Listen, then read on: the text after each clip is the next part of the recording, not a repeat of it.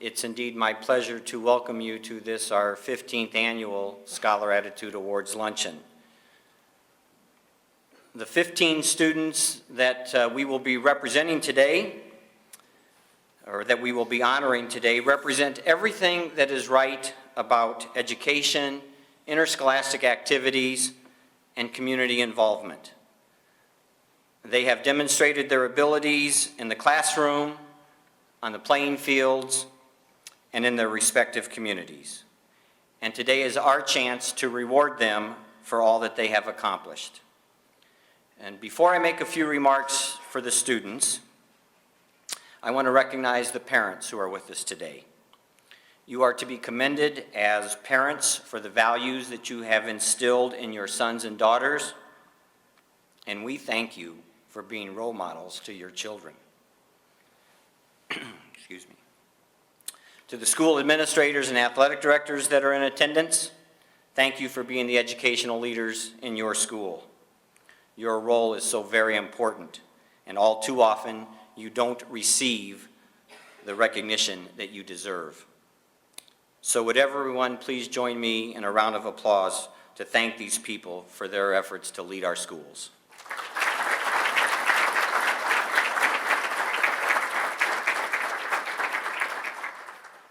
To the students, everyone in this room today is very proud of you and your accomplishments.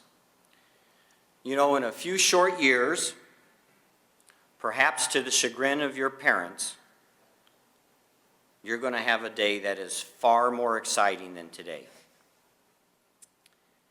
You're going to get to stand in front of a camera. They're going to take your picture, and in about 2 minutes later, you're going to have your driver's license. That'll be a fun day. But I want you to remember a couple of things when you sit in that car, because immediately you're going to notice that you've got a front windshield and a rear windshield. And to a certain extent, I think those two windshields represent a lot about life. Your front windshield gives you the ability to see forward, to see what's in front of you. Your rear windshield allows you to see what's behind you. And many of you have accomplished so many good things up until your 8th grade year here. That's your rear windshield. It's all good what you've done, but nobody has become something that they want to be because they stopped learning at the 8th grade level. That's your rear windshield. Look out your front windshield. Look out for your future. That's where your success is going to be, by looking out the front windshield. The rear windshield needs to be looked at every once in a while so that you can see where you've been. But where you're going is out your front windshield. And that's what I want you to focus on. So to the students that are here, we congratulate you on your accomplishments. We're going to recognize some of those accomplishments later on. We encourage you to continue to do the things that have made you successful thus far. Congratulations, and it is indeed our pleasure to have you with us today. So congratulations to all of you. But I am Stephen from Nashville, Tennessee, professional magician. I've been doing magic for about 35 years. I'm the 3 times World Wizard Magician of the Year. I was the South Region Association Magician of the Year. I was the Midwest Close-Up Champion. In the year 2000, I won the World Championship of Magic. I thought that was better than you did, but it was really pretty cool. No. Way too late now. But I did go after the World Championship. I was flown out to Hollywood, and I got to film my own HBO special. It set a record for HBO. It was the least watched show they've ever had. Most of you probably saying people that didn't watch. Thanks for not watching. But I've warmed up for Bill Cosby, Jay Leno, Garth Brooks, Barbara Mandrell, Ray Stevens, Dolly Parton. I did a private show for Johnny Depp and his family. I also got invited to the White House with President Bush. But here I am with you now. So we can see the direction my career is going. You can see what's happening. I'll go on to show you the first trick I ever saw. Everybody is going to ask, well, how'd you get in magic? What made you get started? I saw this trick. This guy was awesome. He took a pair of scissors and a rope, and he cut the rope in half. I thought they were fake scissors, but they wasn't. They were real. The rope. He was really cutting the rope. He cut those 2 pieces in half, and 4 pieces of rope. He said, I'm really cutting. This guy was the best I ever seen. He cut the 4 in half. 8. He had 8 pieces. I'm from Tennessee, public school. This guy was the best. He cut those in half. That's a bunch. I don't know if you've ever seen this trick. I thought it was the best trick I've ever saw in my life. He cut it all of the pieces like that. He pulls one little piece out of the bottom. Push all of these pieces in, pulls one little piece out at the top.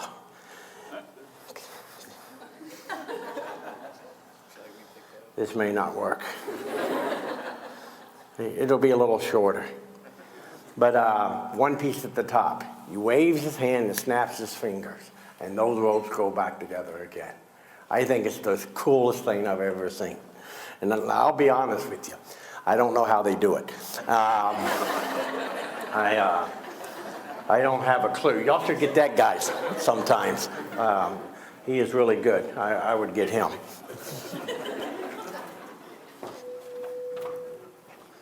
And maybe go. Can you turn that up on yours? Maybe. If you can. If you can't, don't. Yeah.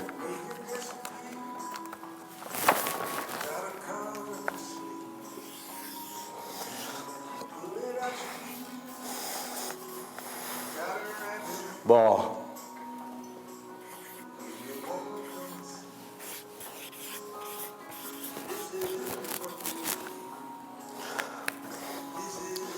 Bowling ball.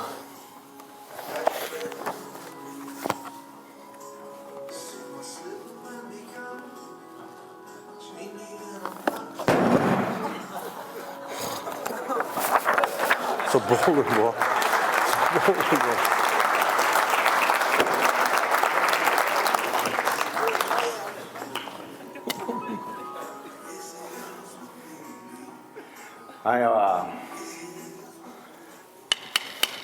I'll show you how that works. It's a magic marker. It's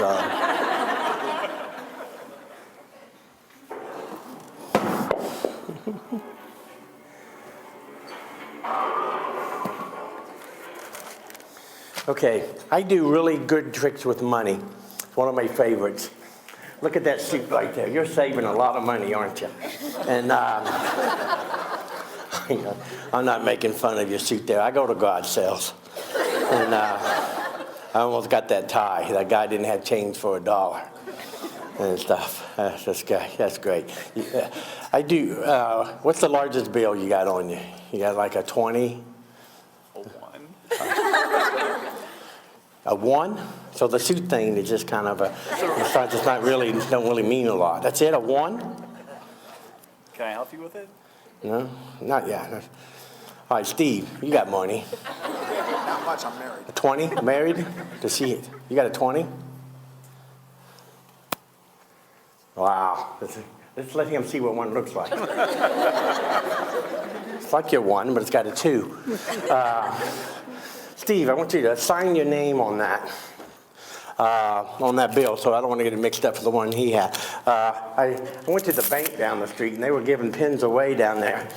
They're free pens, really nice people at that bank. Put your whole name on there. When you go to the bank, go by the big window on the way out. They give you a little thermos for your lunchbox. And it's really cool. They kept going, come back here. They like me at the... did you sign it? Yes. Good. It's a federal offense to sign money. That's why I had you to do it. And Steve, you wrote your last name. Oh, the police will never find you. You want to put a little map to your house? Steve, the 20, we're going to change it into 100, okay? If you could do magic, this is what you would do. You would take 20s, sit in your room, and turn them into hundreds all day long. It's really cool. You get to keep the 100. It's not a trick. It's yours. Matter of fact, go get a tie that goes with that shirt. Try to match it up and stuff. Did your wife get you that tie? Yeah. You know why? She doesn't want women looking at you. Watch. Watch. Watch. That's my new watch.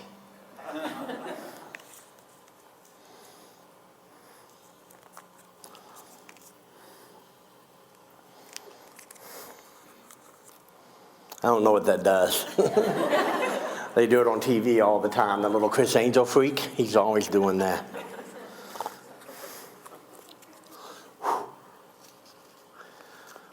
Brand new, $100 bill. Ah, shoot. That ain't right. I'm gonna need another 20. Last one. Oh. Thanks for trying. That was a lot of fun. Okay. See what else? I gotta have something in here that that I can do.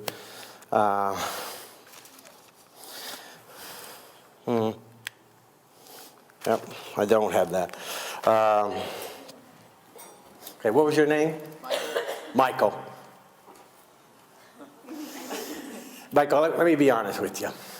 I don't like teenagers. I'm just being honest. Don't have to get upset. I got some teenagers of my own. I don't like them either. And the reason is I'm just way smarter than you. It's not a challenge. When I do my magic, I'm a sub in Vegas. I work in Vegas a lot at the Harris Hotel there. And it's easy. Let me show you how easy it is. We're going to do a trick, okay? We're going to play a game. You're going to lose, okay? I'm being honest. I'm letting you know you're not going to win, all right? Can you handle that?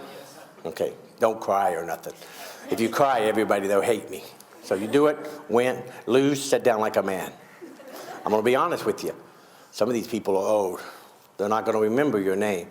When they see you later on, they're going to go, there goes that loser. Can you live with that? Yes. Then you'll be great. Come on up. All right. Here's what's going to happen. Mike? Real fast, I got 3 wallets. 1, 2, 3, there's some money in one of them. It's just $1. It's $1. When I was your age, it's a lot of money, but I was way ahead of you. How old are you? 14. 14. I was 15 when I was your age.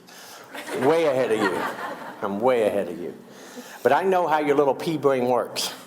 You think old, I'm old, and old people can't remember things. So you probably think, I bet the old guy puts the 1 in the 1. That way he knows how to remember. But there's 3 wallets. I could have put it in 3. If you was a girl, you would pick 2. The girls always pick 2. See, now your little brain's all messed up. You were going to say 1, maybe 3. Now, maybe he said that girl thing just to keep you from picking that wallet. You can pick the girl's wallet, but I want you to know your family's here. You're going to be 30 years old, and they're going to still be talking about that day you took the girl's wallet. But it's up to you. 1, 2, or 3. 1. No tricks, no nothing. 1. 1. You don't want the girl's wallet? No. You want 1? Yeah. Is there anything in there? Yes. Take it out. What is it? It's a 1. Yeah, that's why I hate kids. Get out of here. Gosh. He didn't pick number 2, though.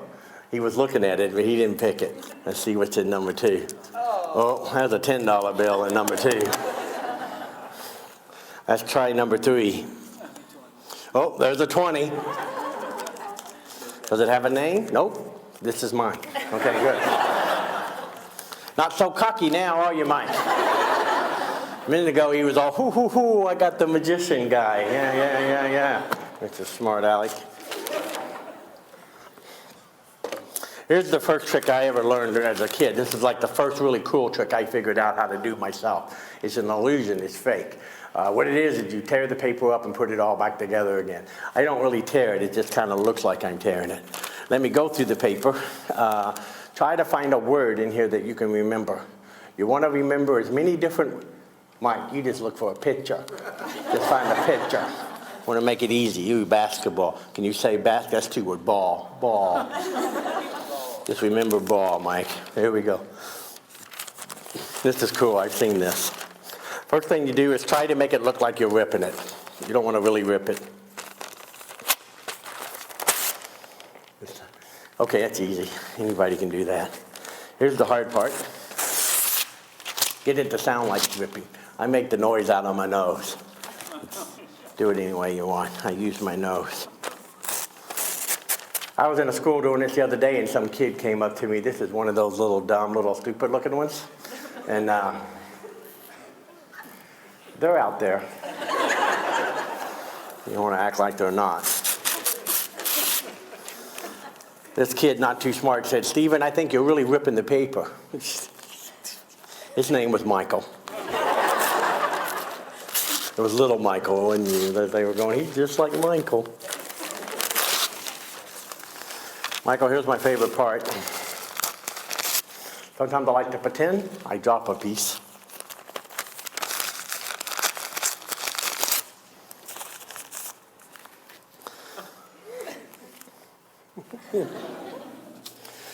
That was me pretending Michael was going, "Oh, he dropped a piece."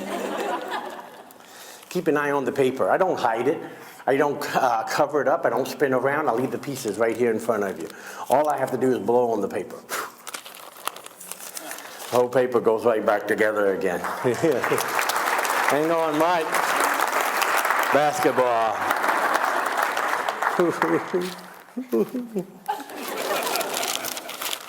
Okay, Mike. Mike, come back up here.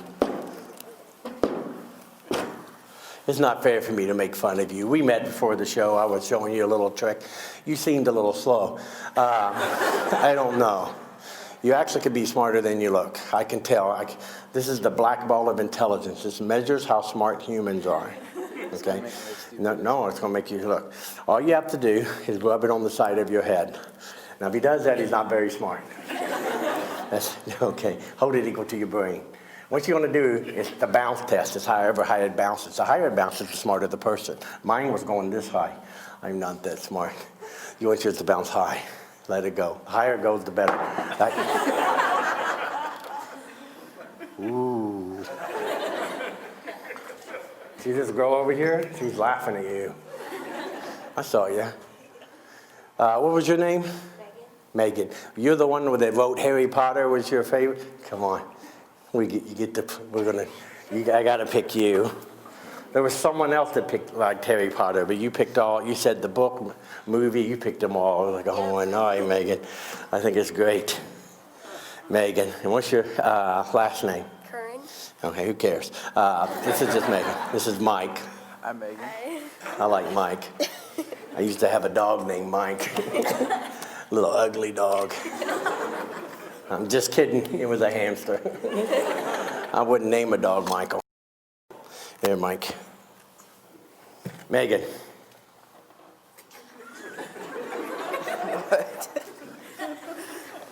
Megan, tell everybody what's in the net. Tell them what's in there. A ball. And you had to walk over there and look? I mean, you can see it. She goes, "Oh, I'm not sure." That was really great right there. It's not a ball. It's not a ball. It's a nose. It's like one of those little clown noses. Check it out. They glue those on. You thought they were real. Michael, they're gluing them on. They're not real noses. Don't get all paint. Stop picking it. Don't pick another person's nose. That's so gross. So rude. Megan, this is a little game. Nobody can help you. Guess which hand. That one. That's okay. You're nervous. Yeah, Michael knew. I don't grab it. That's what everybody thinks. Sleight of hand. That's where the hand's faster than the eye. You ever seen a kid with a black eye? The hand's faster. Instead of grabbing it, Megan, what I'm doing is using my thumb. The fingers are going to hide what the thumb's doing. If the thumb's pushing it in the hand it's on top of. Then I just do that real fast. It's my thumb. The thumb. Not too smart. What do you think I said all that for? Let me go slow for you. You're not getting any of this. What grade are you in? 8th. How Barely. long? Barely. How long you been in there? 8, 9, 10 years? How long's it been for you? 12. 12. Let me show you how it works. That's called cheating. I've been cheating since I was about 9 years old. It's why I never play solitaire. I hate that game because I won't play games with anybody that cheats. I won't play with them. Here, make a fist. Michael, say go. Go. Waiting on Megan to put hers in. Go. Woo! Mine disappeared. It went in her hand. Hers went into mine. They changed places. Michael's all excited. Who's yours tight? You got it? I got mine this time. You got yours? This time I'll put this in here like this. Say go. Go. It's gone. Ends up here. Gone. Ends up over there.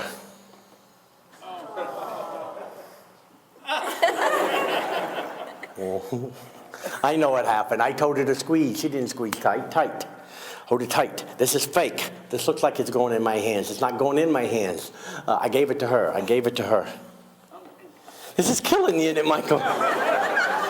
We're killing Mike. Mike, I cheat. I cheat. I give her two. I give her two. She thinks it's only one. 8th grade, long time. I have an extra one. I'm just pretending to put this here. You'd think it's here. It's not there. What I'm doing, Mike, is I'm putting it in my pocket. Once I get it in, it's not in my pocket. You're going to have 3, aren't I? Yeah, stop doing that. Mike, quit laughing at her. Look here. Take all 3. Hold them tight. Come over here. Mike, if I go like this, I can make disappear. 1, 2, or all 3. How many want me to make disappear? 2. 2. This is going to be hard for you. Mike has 3. 2 disappear. How many will he have left? 1. 1. You got that by yourself. That's good. If I have 0 right now, what do you have now? How many do you have now? 3 unless you're cheating. Oh, all right. Let them go. Let's see. 4. Fine. It's like that's like 24. You weren't even close, Mike. Take a bunch. Look, if I take 1 out of your hand. Trying to put him on my hand. Let him go, Mike. Mike, if I take 1 out of your hand, you got to be smarter than him. How many you got left? I don't know how many. I know you don't. That's why it's a game. It's guessing. It wouldn't be very fun if you knew. Just take it. Y'all couldn't hear him. Michael was helping you. He said a lot. When you're in math class and the teacher says 9 times 8, you write a lot, don't you, Mike? Oh, that's a lot. Open up your hand and just count them. He says a lot. He says a lot. Show him. 1. What? 1. That's a big nose. That's a big clown. You should have seen that clown. This is your last chance. Megan, which hand is it in? I am so proud. You're getting better. Give them both a big hand. Thanks, Mike. Thanks, Megan. Stop.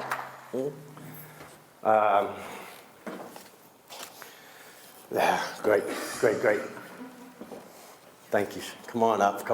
I saw you.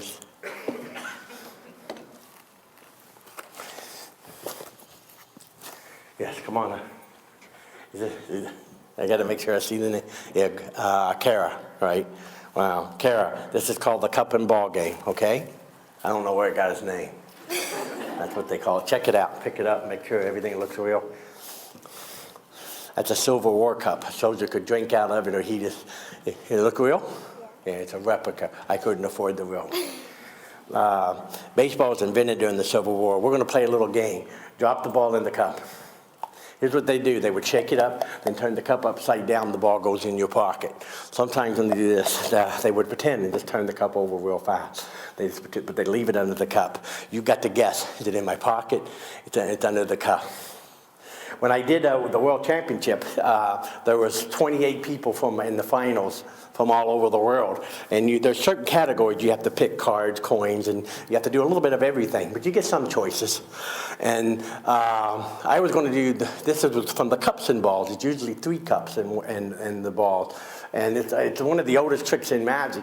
And as a matter of fact, there's even a drawing on the pyramid wall of they're playing the cups and balls, and that's true. You see the little ball there and stuff. So when I saw all the other, out of the 28, I would say 20 had cups and balls.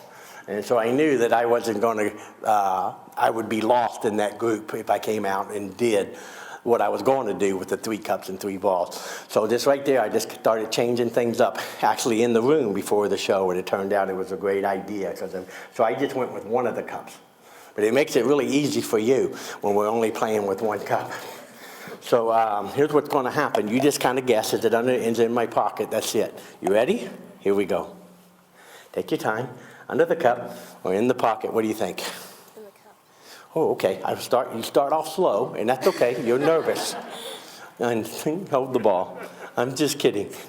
And there, you happy? That was embarrassing. Put it under the cup so you know where. 2 times. Here's what happens is I'm going too fast for you. How about if I slow it down? I'll slow it down for you.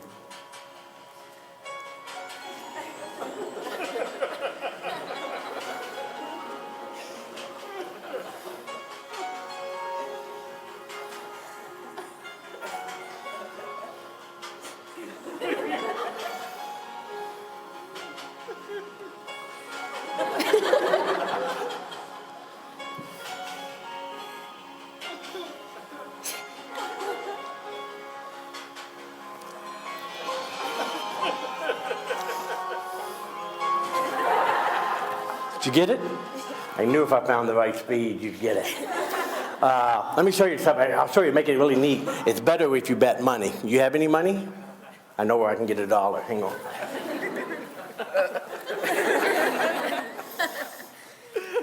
I knew I wouldn't have this for long. There we go. This is cool. I can teach you the newspaper trick. You can do the newspaper trick with money. It's not my money. This is fake. It's an illusion. I burnt that finger. That was real. That part was real. I don't rip the money. Fingernails. Just like the newspaper. Sounds like it's ripping. If you fold it at the same time, the illusion that you take. This would have been funnier with your $10 bill. Much funnier. Look, fake, real. Listen to real ripping. See the difference? There's a big difference. Most people like the fake ripping. Don't you? You like the fake ripping. I can fix it with the fire. Blow. It's all back together. Okay. Here's. Don't look at that. I saw you staring at it. I don't remember looking at your failures. Joseph, I only need 75 cents. We don't need a whole $1. This is going to disappear right in front of your eyes. It's going to be here. It's going to be gone. Say go. Go. Gone. Whee. This stuff's easier than I thought. Here's what's happening. The ball's never in the pocket. It's in my hands the whole time. You can't see through the hands. They can't see through the cup. What I'm doing is, I'm putting it right there, but behind the cup. When I want to show you that it's under the cup, I just move the cup real fast over here. What happens is you're just like fish. It's a big silver cup. And when you look back at the table, people forget where it was and stuff. We're going to make it really easy. I'm going to let Michael help you. Michael, where's the ball? It's on top of the cup. Say it so they can hear you. It's on top of the cup. Yeah. That's the bottom of the cup, Michael. The cup's upside down. You missed it by that much. It's too late now, Mike. Look, I'll give you a chance to win. It's going to jump under the cup. It won't jump until you say go. When you say go, it'll jump underneath there. We're waiting for you. Go. Whenever she says go, it's going to jump. Go. Go. Go. You want me to look? Am I supposed to look? Yeah, I'm looking for that dollar. Oh, it's underneath there.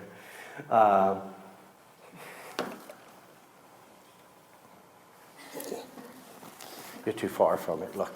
I was doing this the other day and the kid said, I think you're cheating. You have like an extra one. Oh, Mike, pick that up. Hold on to it for a second. Let me make the dollar disappear and go under the cup. It's not even a dollar, it's 75 cents. 75, magic butter knife. If I do that 3 times, you know what happens? There's a little red mark right there. Okay, grab the butter knife. Here's what we're going to do. Don't whip it out of my hands. Just hold on to the butter knife. Jamming it back in there, that's a great idea. Say go. Go. It's gone, there's nothing in my hands, except 2 big scratches right there. Oh, I forgot how to use. I can't find that other ball. Say, if, oh, there it is. I was using an extra one. You should have got this. Michael. Examine the lemon. Top, bottom, pull the little sticker off.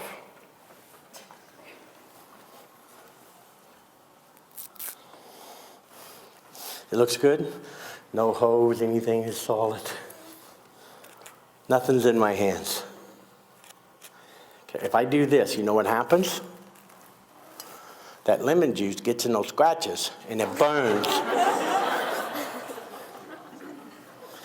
Twist, pull it apart. Ooh, pulled it out. May not be the same dollar. You still got the little piece? Yes, I do. All right, let's check this out. All right, we'll get rid of that. Here, Mike, you can suck on that for the rest of the show. Unroll it, see if it's got a piece missing.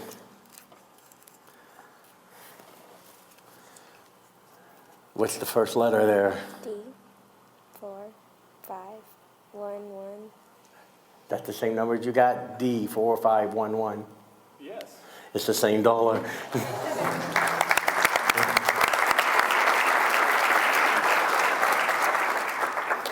Give her a big hand for coming up. You were great.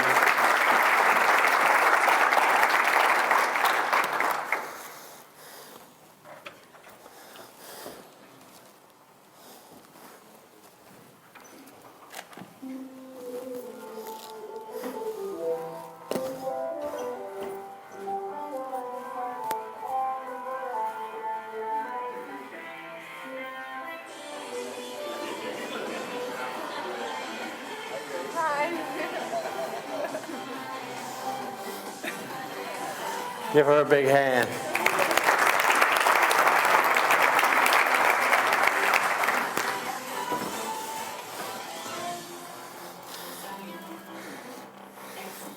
Your name? Grace. Hi, Grace. Hi. Put that on.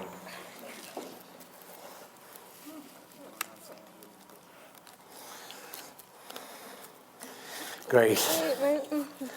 Okay, good. Grace, you're going to take a card. Doesn't matter which one you take. What? Take any one. Get the one you want. You want that one? Yeah. This may not work. Sign your name. These are great. Here's what's going to happen. There's her card. We're going to lose it in the deck, and then I'm going to find it. That's all I do. I'm a card finder. I know a lot of you are thinking, why waste the time? Why do that if we already know where it is? Why do you want to lose it and then go get it? Because it's the way our government works. You ever seen an FBI wanted poster? Why don't they keep him when they take his picture? Same thing. We have a card. It's a 5 of spades on this one. Say stop. Stop. There it goes. Do we know where your card is? No. It's It's in here. Pay attention. Where were you? I just put it in here. Right in front. I'm going to mix them up till you say stop. Stop. 5 of spades. That would have been cruel, though. Grace. Inside the basket, Grace. There's a little small, little trained poisonous snake. You're going to hold the snake just for a second. Okay? You have nothing to fear. You're wearing a glove.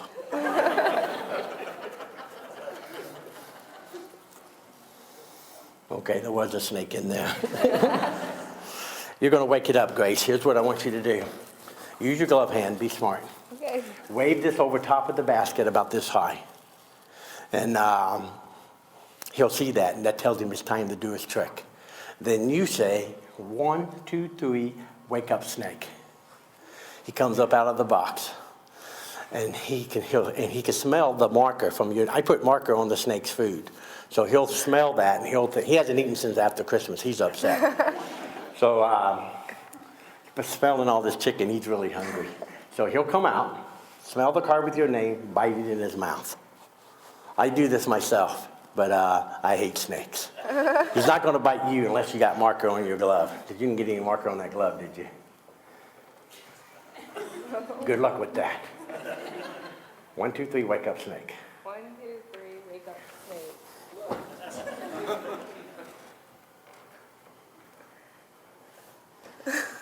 You don't talk to a lot of snakes, do you? No, not really. You got to be the boss of the snake. Call him by his name. Killer. Killer. 1, 2, 3, wake up, killer. No?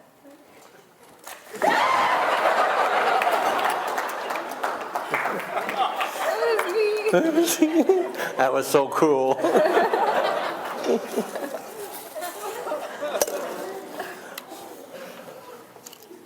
Grace, 1 card's in his mouth. Yeah. Give Grace a big hand. Here, Grace.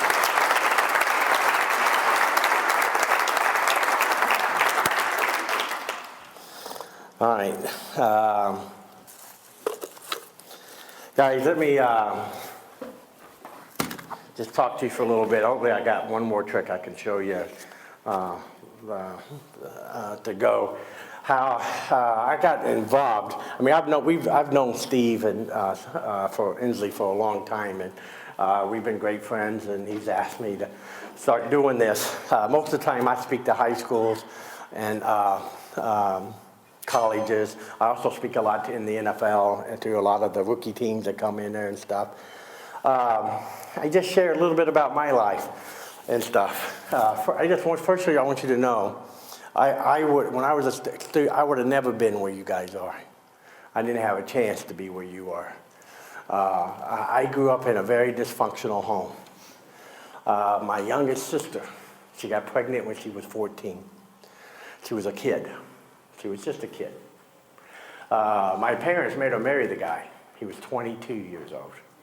He was a drug dealer in my little county that we lived in. And his best friend got my other sister pregnant. She was 15. Both of them had to drop out of high school and not do anything that they kind of wanted to do and try to raise a family. The first year my sister was married, he beat her up and put her in the hospital 3 times. No one in my family did anything about it. We didn't say nothing. We just didn't do anything. I wish I could tell you I was a better brother. I wasn't. I worried about myself. And I just didn't, we were unaware of what was going on in everybody else's life and stuff. My father, I never really knew my father. I didn't really meet him until he died. After he died, his mother gave me a box of letters that he wrote him when he was in Korea. We knew something happened to my father in Korea, but no one ever knew. And even in the letters, he doesn't tell everything. But something happened and he lost his eyesight in one eye. And I can only think that was the beginning of part of his downfall and the drinking and stuff. So by the time I knew my father, he was an alcoholic. I never really remember much about my dad sober or anything. He was I'll tell you, he was a hard worker. I know that. I seemed like he went to work all the time. And, but he would either come home drunk or he'd come home wanting to get drunk. And that's when a lot of the problems would happen and stuff. But alcohol just consumed him most of his life. He was told if he kept drinking, it would kill him, and it did, and it did. He died when he was only 52 years old. And, but in those letters, I found out my dad had a great sense of humor, but I never saw him laugh. I never remember my father laughing. He was a great athlete. He had a chance. In the letters, he tells his mom that he had an offer to play baseball at the Milwaukee Braves or something at that time to try out when he got out, but the accident would keep that from happening. He had a lot of dreams and things he wanted to do with his life. He never did any of them. So for me, just kind of growing up, I can't explain my mom. I love my mom in the way that you can or that you have to, but we just never got along. I don't have answers for her. She never liked me. She told me all the time. She told me my brothers and sisters didn't like me, and that was part of the reason why I never tried to help my sisters. I always thought they all hated me, and none of them really cared about me. One, they were all smart. They were all great athletes. I wasn't smart. When I was really young, this is a picture of me when I was 3 years old. My dad was supposed to be babysitting the kids at night, and he'd take us to a bowling alley. And he'd drop us off in a bowling alley and for babysitting, and he would drink in the bar. I walked in the wrong door, and I got attacked by a bulldog that used to guard the bowling alley at night. And it just kind of bit me in my face and opened all part of this on my jaw and everything open and damaged the muscles to my tongue. I was attacked in 1957. They were doing a new surgery then called reconstruction plastic surgery. That's the kind that makes you real handsome.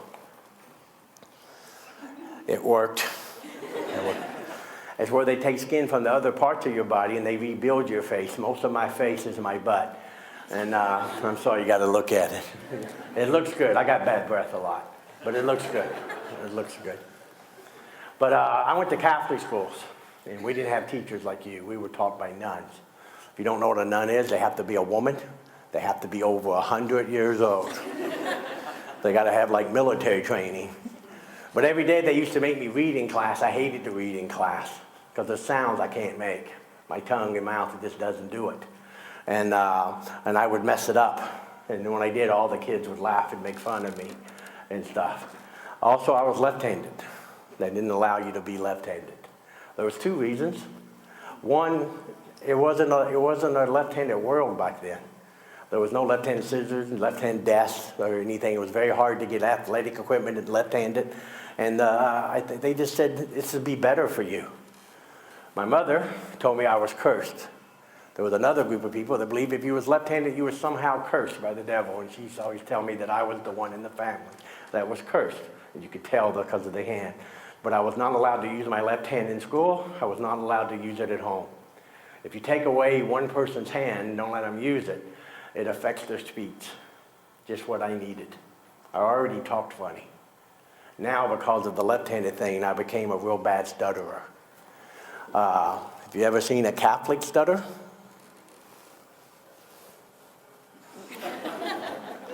You don't want to live like that.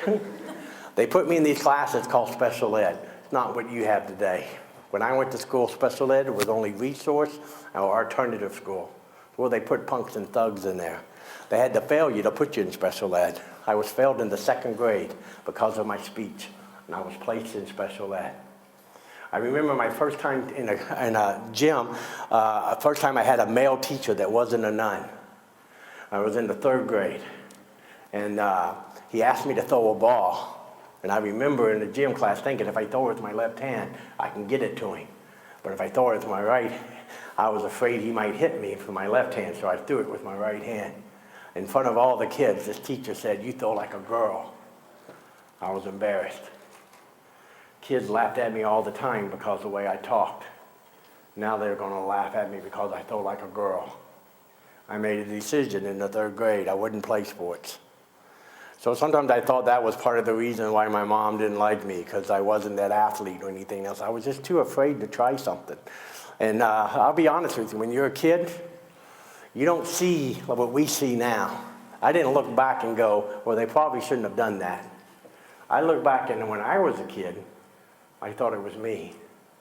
I thought there was something wrong with me. I just wasn't right. The kids all told me I wasn't right, and apparently I'm not. And I just kind of grew up. I stayed in trouble all the time. My brother used to tell me if a kid makes fun of you, he used to say you have to hit them in their mouth and run. He always wanted me to run because he saw me fight. He knew I was about to be killed. But I was in the office all the time. I was always blaming everybody else for my mistakes. I would say they started it. What do you want me to do? Eventually I got kicked out of the Catholic schools. I was sent to the public schools. Oh, it got 10 times worse in the public schools.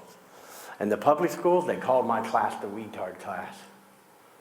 Big old high school, I show up and I'm in the retard class.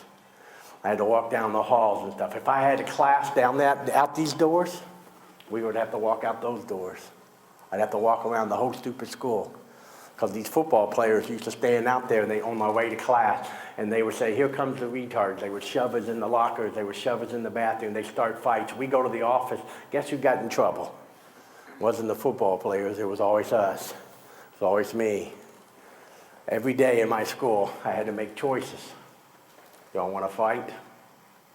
Do I want to be late for class? Do I want to cut class and go home?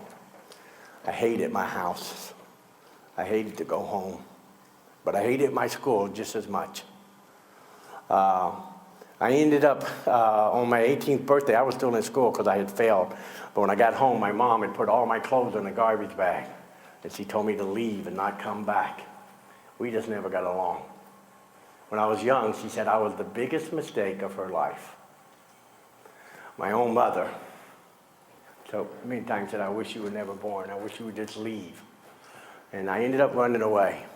But I ended up in Nashville, Tennessee. I originally was from Louisville, Kentucky, is where I was born and raised. But I ran away to Nashville. I found a cousin that had my name. He was coaching at Vanderbilt. This man changed my life.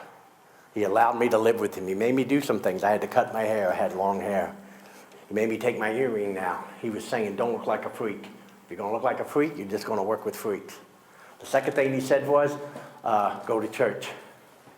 My family went to church on Christmas and Easter. This man went to church every Sunday. This guy would go to church on Wednesdays. How much you must be sinning to have to go on Wednesdays? The thing he said was, you have to get an education. Uh-oh. I can do those other things. The education, I was special ed. I didn't tell him. I ended up just going in and taking the class because he wanted me to. They put me in a room, made me take a test. I thought, maybe they won't know I'm special ed. They know.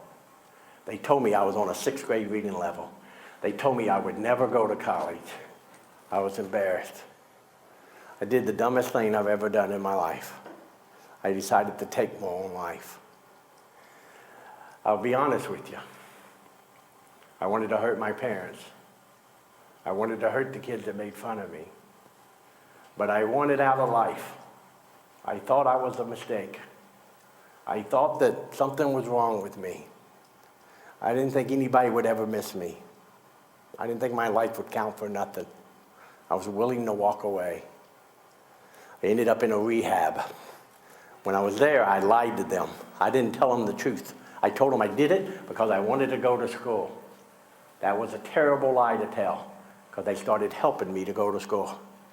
They gave me some books. I never read a book in my life. Why would I read a book? I was a retard. We don't read books. The book they gave me was The Hobbit and the Bible. They said, you got to pick one. I picked The Hobbit. Hobbit, Bible. It took me forever to read that book. I was so proud when I got done. Then I found out there was 3 other books that go with it. I was being tricked. I had to read The Lord of the Rings, all of those.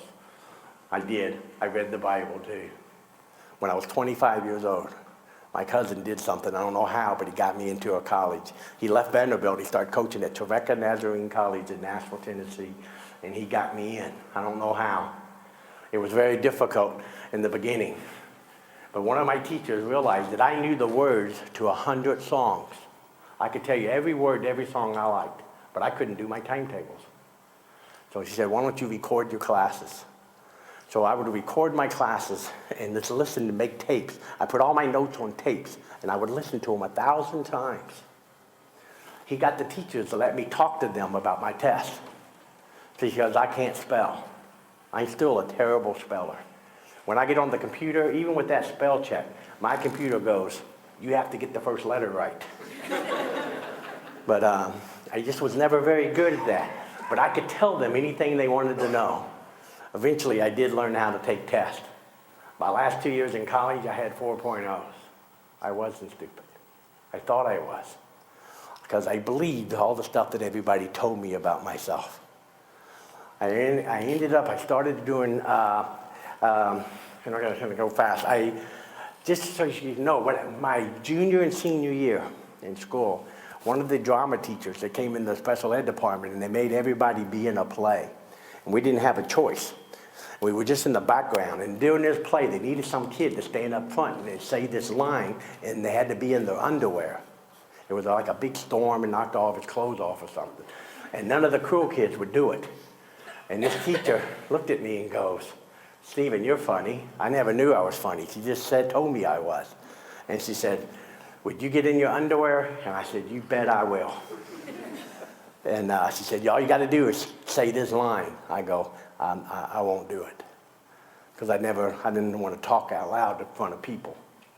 And so she got some other kid to say the line. All I had to say was one word. I had to say groovy. Everybody laughed. 4 nights in a row, everybody laughed.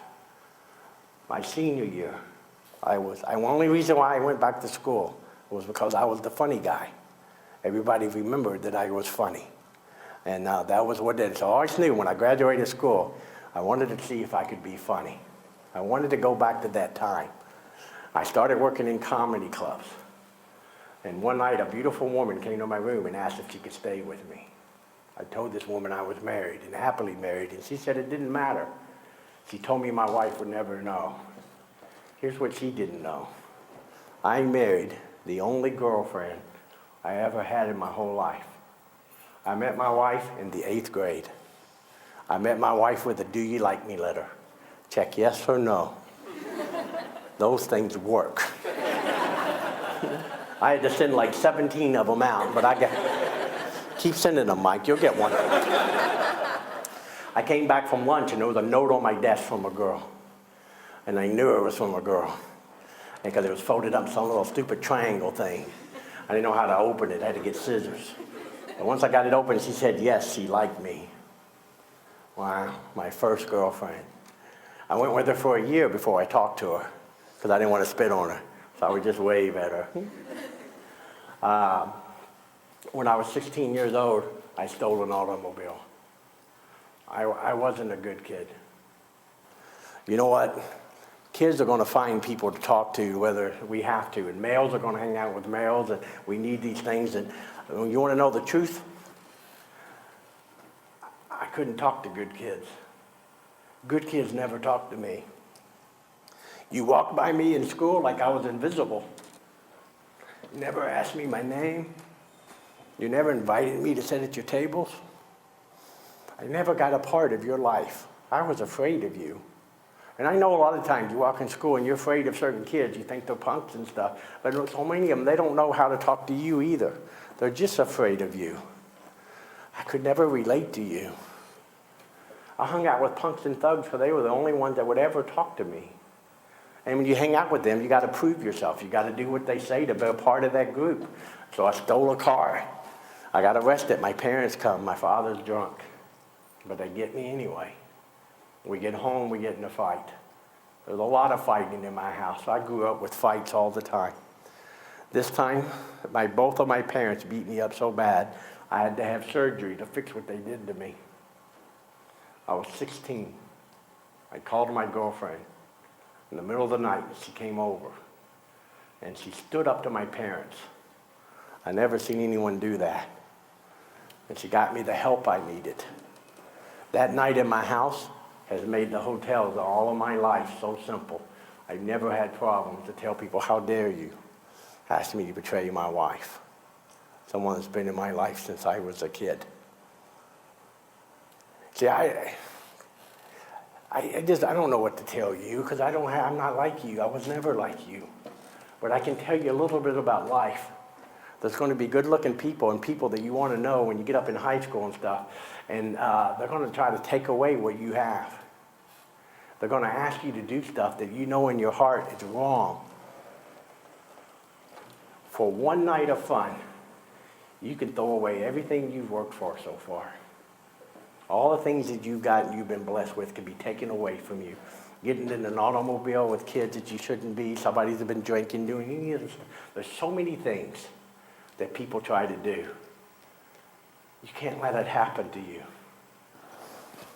I didn't really have time to talk about it, but when I go to high schools and stuff, I talk a lot about teasing and bullying. I told Michael I was going to pick. Come see me in Vegas, I don't pick on one person because they don't laugh. With adults, you have to pick on everybody. If you pick on one, they think he works with you. But with kids and teenagers, if I pick on everybody, teenagers go, we should kill him. But if I just pick on, I don't know you, Mike. If you were in special ed and I knew it and I made fun of you, can you see that wouldn't have been funny? That's not funny. A lot of times we don't understand comedy. We have kids and teenagers, we find kids that got weight problems. We make jokes about their weight. They're too tall, they're too short and stuff.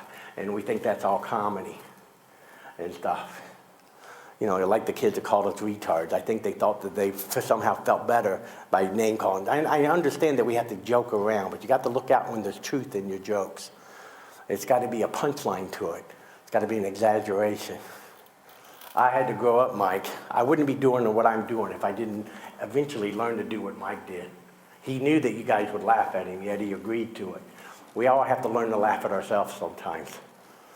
Everybody's a little weird, and it's okay. I had to learn to do that, and I thought you were awesome. I got a shirt, very ugly. I would never wear it. But you look like the kid that might. It says, make right choices, the right team, that's the people I speak for and everything. It was give Mike a big hand for allowing. All right, you showed everybody? One more time, because now I talk, and they might have forgot. Real fast, show it again. Say stop.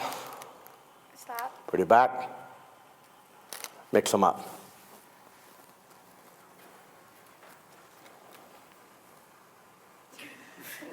What are you, a Baptist? Just give me those. That's horrible. Okay. Julie, think of your card. Come right here. I'm going to guess it out of your head. I'm getting something on my hands. What is that? That's way too much of that. I'm not getting anything. Is this your ring? Yeah. Wow. Let me see it just for a second. It really is yours? Yes. Wow, it's real pretty. Thank you. Feel it? You can feel it. Grab it right there. Come over here. You got it? Hold on to it. Watch it disappear. Say go. Go. It's gone.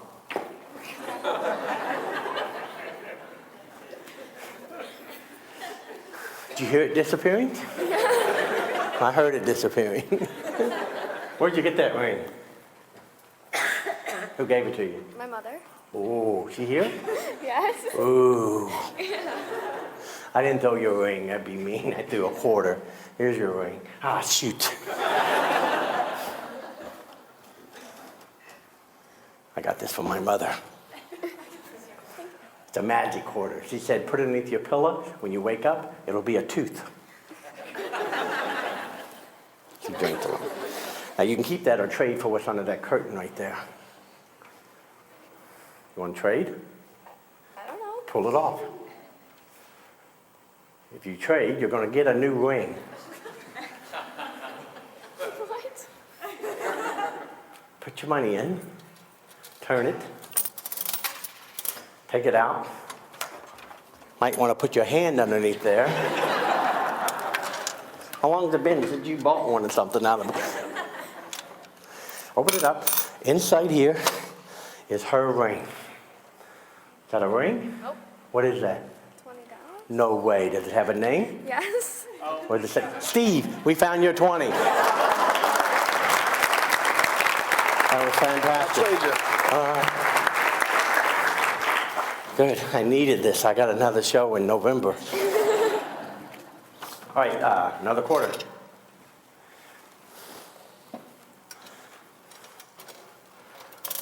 Oh, you got the hand there that time. That's so good. There it is. It's a ring. It's yours, isn't it? That's not yours? Oh, look, it's adjustable. This is better than the one your mom gave you. This is a mood ring. It was too tight for that finger. Here, lick it. Well, put it on this finger. But here's what it is. It's a special mood ring. You wear this for a week. That finger will turn green. And then it means you're in a good mood. Okay, here, keep going. I can tell you don't like it. I hope you get this soccer ball one. It's one of my favorites. Is that a ring? No, it's a card. Oh, is it a playing card? It is. If it's not yours, I got 51 more quarters. Is it yours? It's mine. Okay, good. We found it. We found it.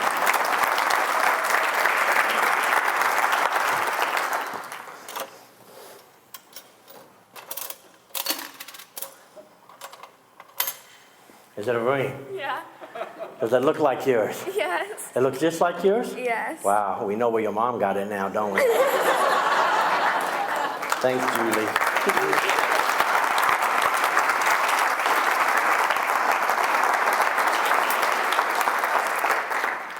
Guys, like I said, we've been married since 1976. It's just a long time. We have 3 children.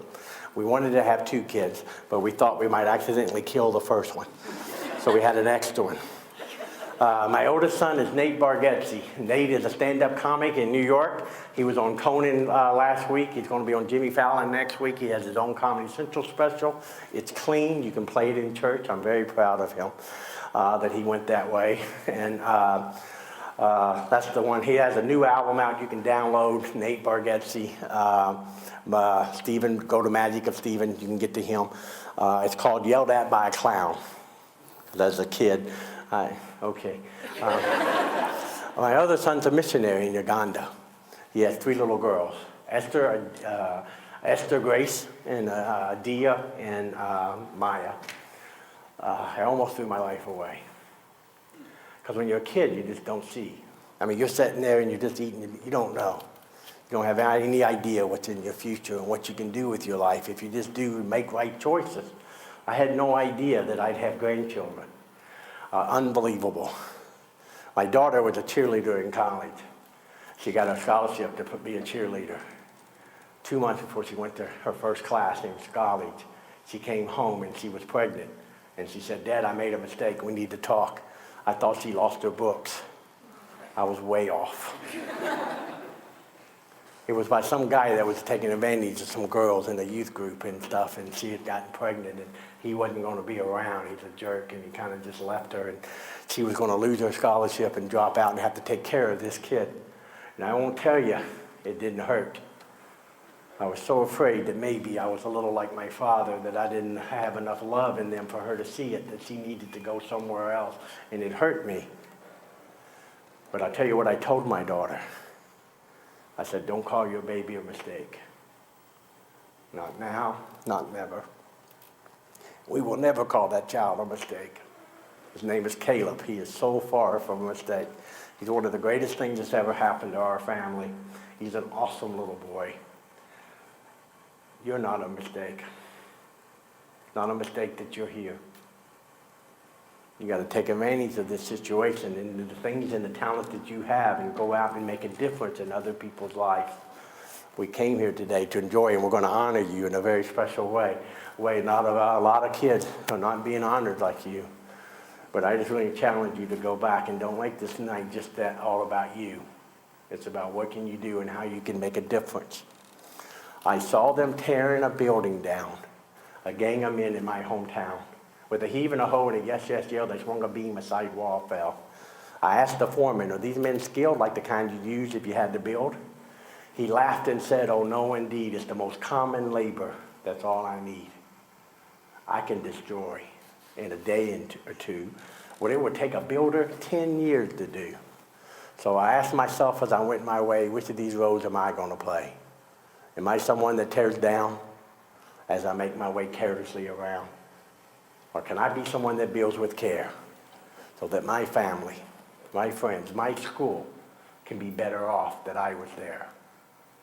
That's what today's about. Making the world a better place. And what better hand than we have than kids like you? It was an honor for me to be able to speak to you. God bless every one of you. Thanks for listening to me. My pleasure.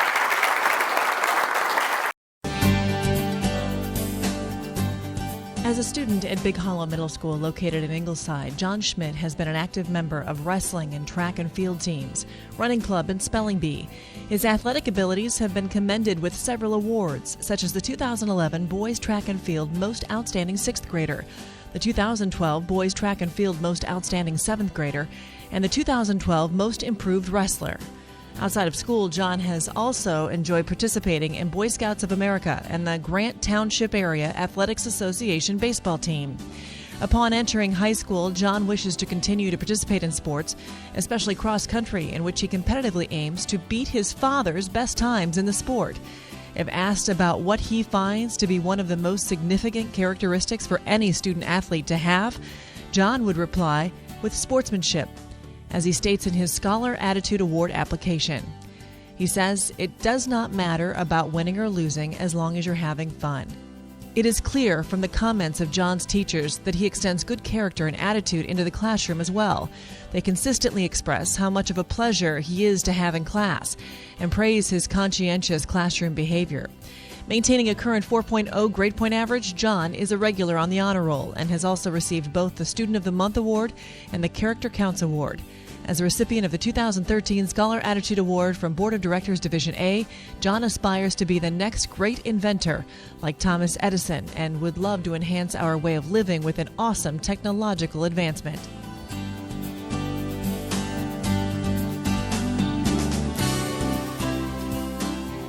Megan Curran, recipient of the 2013 Scholar Attitude Award from Board of Directors Division B, is a wonderful example of how a well-balanced involvement with school, community, and home can lead to a fruitful life. One personal achievement Megan is most proud of is being elected president of the Junior High Student Council at Anawan Grade School. She credits good sportsmanship as a principle that has helped her to learn and demonstrate leadership skills, respect, and teamwork in this important position.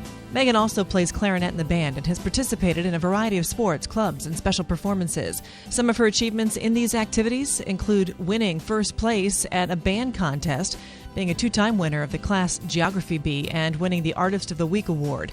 Megan's name consistently appears on the honor roll due to her demonstration of outstanding scholarship achievement with a 4.0 GPA.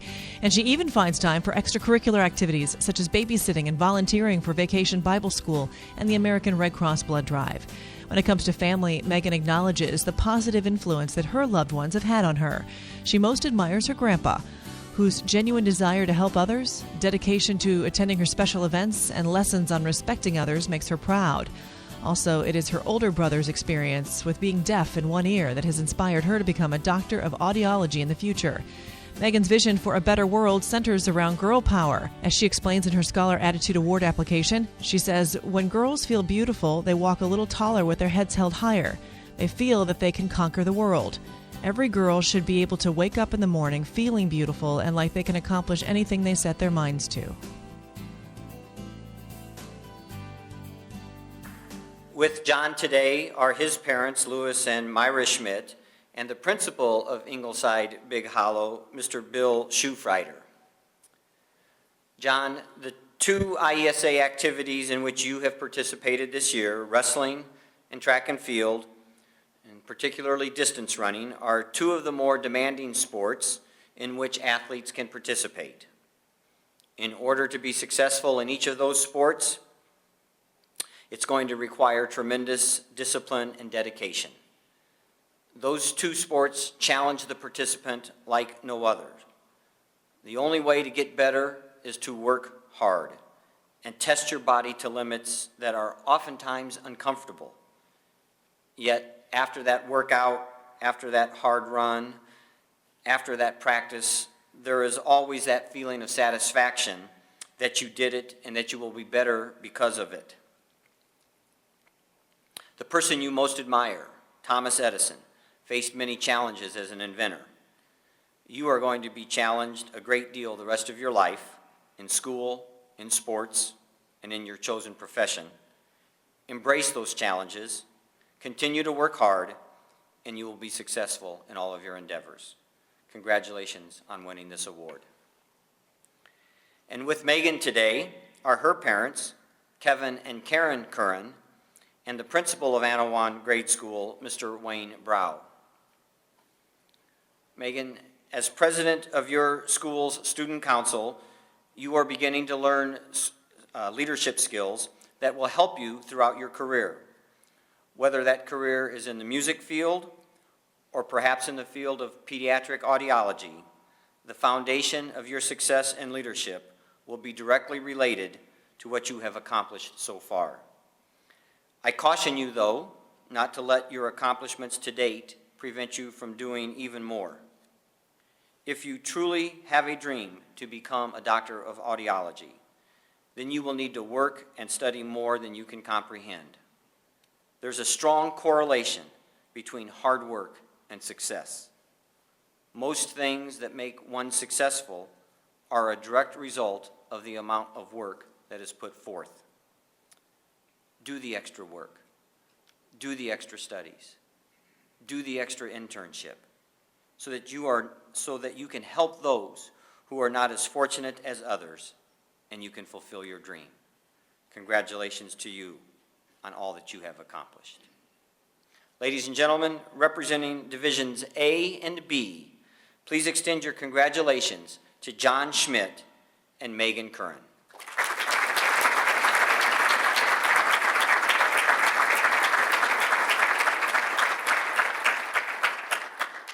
Presenting John and Megan their awards is our board member from Division A, Dr. Scott Herman, who is the superintendent at Bannockburn.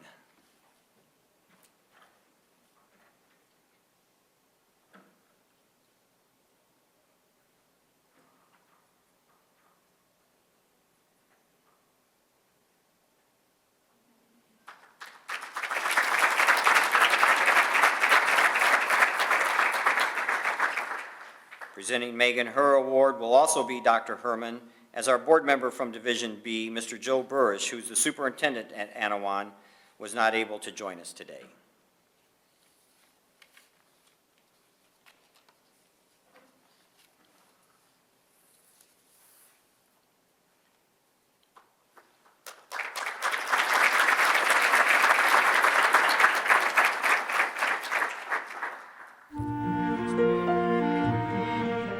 Earning a 4.0 GPA while taking all advanced classes is a challenging academic goal for any student to reach, but Julia Magazzini makes it look easy. Her name has appeared on the All-A Honor Roll for 6 quarters at Yorkville Middle School, and she has an impressive list of school involvement including peer leadership, student council, circle of friends, peer buddies, plays and musicals, bow chant, the honors choir, and the track and cross-country teams. As a member of the school's cross-country team, Julia has showcased her talents in the annual IESA State Cross-Country Meet for the past 2 years. This year, she surpassed her own personal best time that she achieved while in 7th grade. During her service as the captain for the cross-country team, Julia has received the Cross-Country Captain of the Year award. Julia shares that interscholastic activities have helped her to deal with emotionally tough experiences, such as her grandmother's fight with dementia. Julia writes, "I usually run to clear my mind, and it helps me cope while I'm sad thinking about my grandma." She also expresses thanks for her teammates who are always there for her to talk to. When she enters high school, Julia would like to continue track, cross-country, choir, and musicals, in addition to joining student council and student ambassadors, where she will be able to help new students feel welcome and help make her school a better place. Outside of school, Julia has enjoyed taking piano lessons, babysitting, and volunteering for school events and the Kendall County Food Pantry. It comes as no surprise that she has twice been awarded the Character Counts Award. Julia's older sister, Sarah, serves as a great role model for our 2013 Scholar Attitude Award winner from Board of Directors Division C. Commenting on what makes her sister so special, Julia writes, "She's an amazing athlete, sister, daughter, student, and friend. Another family member Julia admires is her aunt, whose work as an engineer has encouraged her to attend a science, technology, engineering, and mathematics workshop, otherwise known as STEM, for women, and to pursue a degree in engineering while she begins her college education.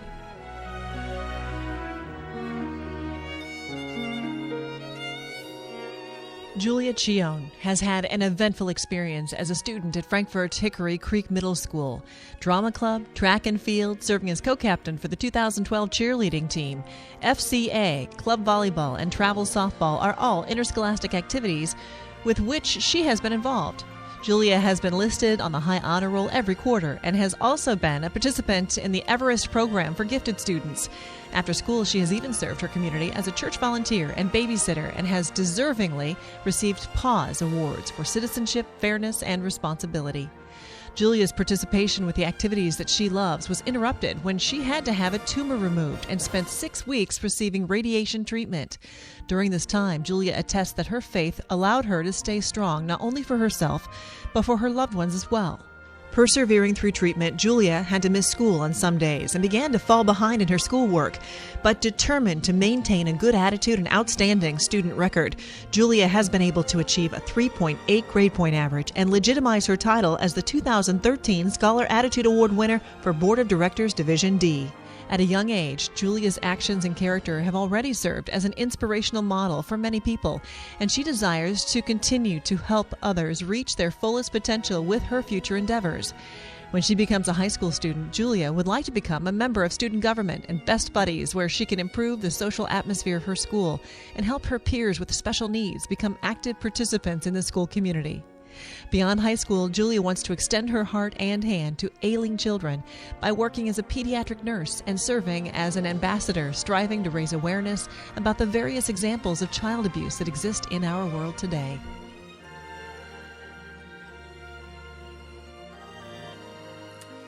Julia, you have been very committed to your schoolwork, given the success you have achieved in the classroom. That will serve you well if you truly want to become an engineer. As an engineer, you're going to have to apply scientific knowledge, math, science skills, ingenuity to develop solutions for some very technical problems. And all of that is definitely going to call for a commitment. You certainly know what a commitment is, given your participation in cross-country at Yorkville Middle School. And you will find that out even more next year when you continue running for Yorkville High School. Because as you know, Yorkville High School has a very strong tradition of high school cross-country. You are going to be a part of that success. But that success will be totally dependent on the commitment that you put forth in the activity. Your future is so very bright, and I wish you all the best.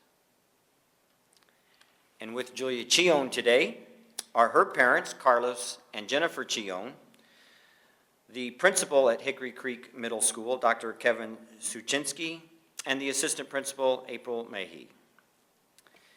Julia, you endured more challenges last year in 7th grade than most people endure in a lifetime.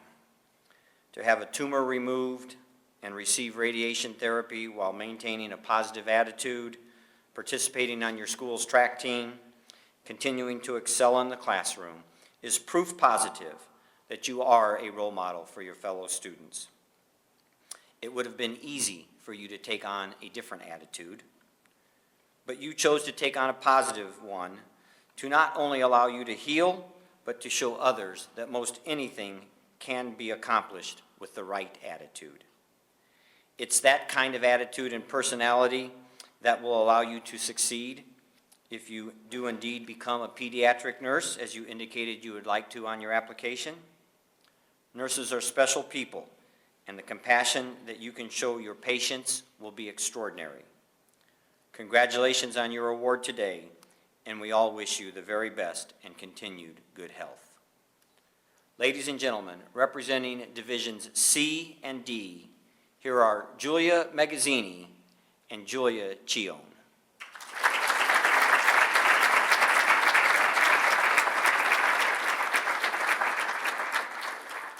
presenting Julia and Julia their awards is our board president, Mr. Jerry Berkey, who is the principal at Mount Zion Junior High School. Our board member from Division C is Chris Collins. He could not be with us today due to a prior commitment.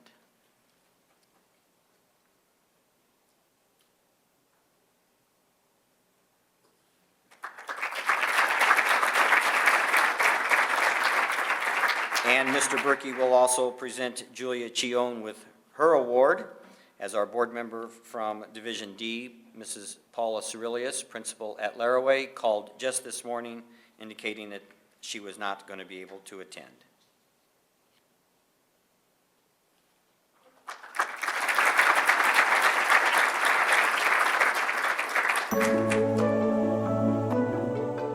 Cassie Bastian, the 2013 Scholar Attitude Award winner from Board of Directors Division E, is a high honor roll student athlete at Prairie Central Junior High School.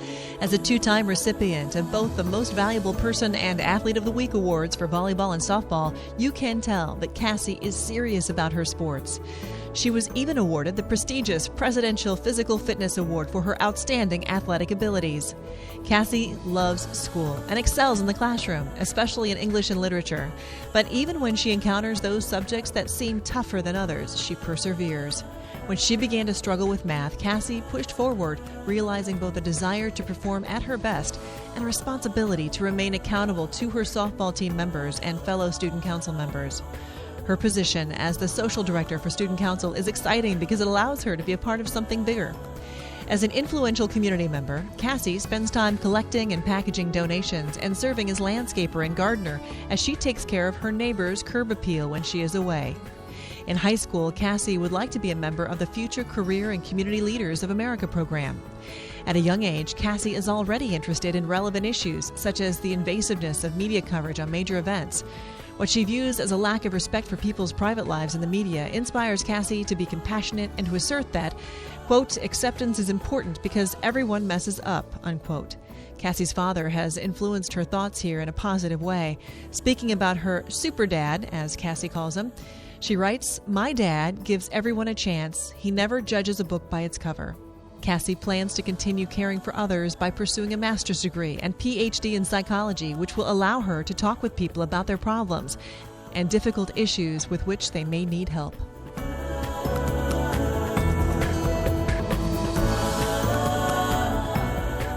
Emily Albrecht is a student at Dunlap Valley Middle School who knows how to fight through tough times in life. During 7th grade, Emily suffered a serious fracture while playing volleyball, had to get a full leg cast, and learn how to move around in a wheelchair for 2 months. Describing this difficult experience, Emily writes, "I fought through agonizing pain, monotonous physical therapy exercises, and much melancholy at the thought of losing the ability to play volleyball. By looking towards her family and role model, Misty May Trainer, for support and inspiration, Emily worked through her tears and pain to get back on the court. Due to this experience, Emily is now interested in becoming a doctor of physical therapy, which would require her to be a pre-med student in college. However, she would also like to study her 2 favorite subjects, literature and creative writing." Emily expresses being profoundly gratified in helping others to improve their reading skills and future career preparation by collecting almost 600 books to be donated to Treewind School in Peoria. She even took the extra step to donate her own collection of favorite childhood books so that others will have the experience of reading. Emily is a great example of a cheerful giver. As the 2013 Scholar Attitude Award winner from Board of Directors Division F, Emily maintains a 4.0 GPA and a high honor roll status while participating in band, volleyball, cheerleading, track, and art club. She also showcased her impressive vocabulary skills as a finalist in the school spelling bee and is a regular volunteer at church and at the homes of busy neighbors who she helps out with yard work and food preparation. With Cassie today is her sister, China Tane. Her favorite teacher,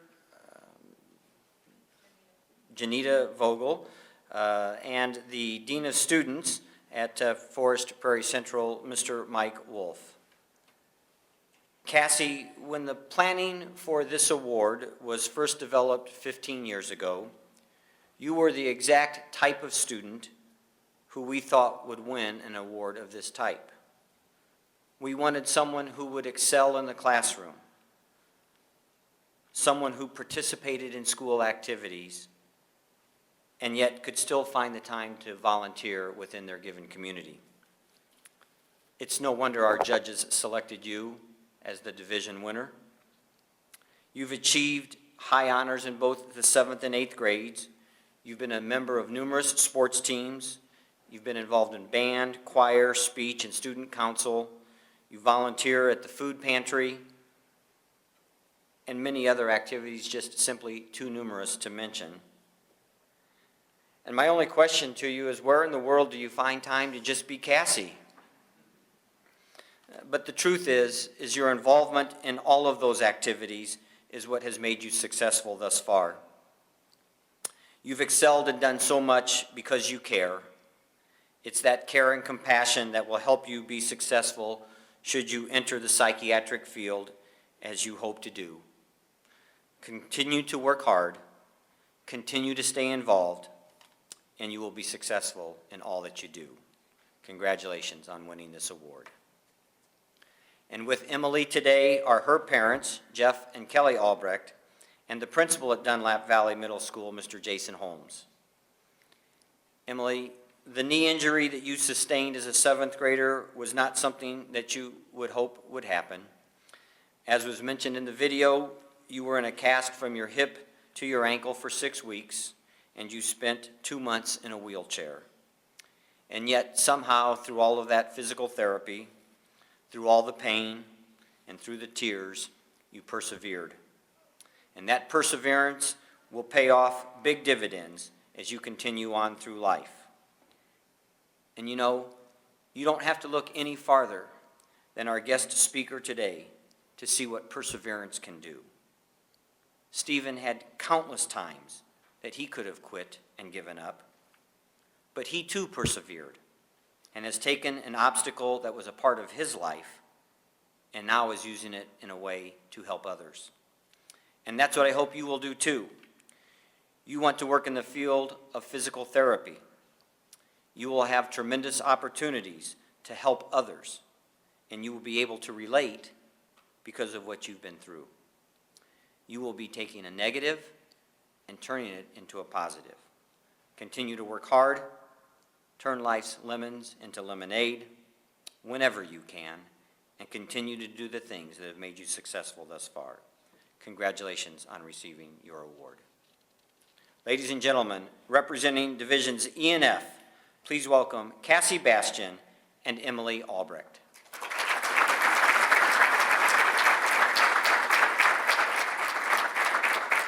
Presenting Cassie her award is our board member from Division E, Ms. Deb Derby, who is the principal at Streeter Woodland.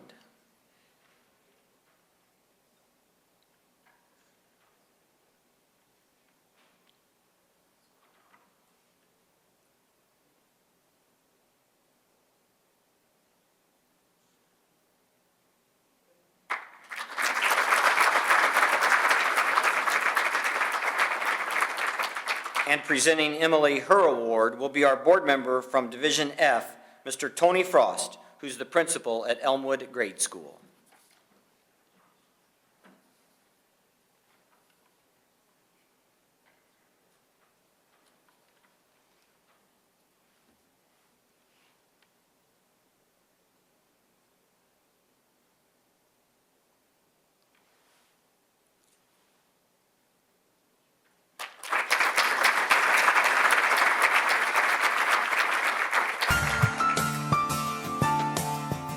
Being selected as the 2013 Scholar Attitude Award winner from Board of Directors Division G is Jeff Gifford's favorite accomplishment to date.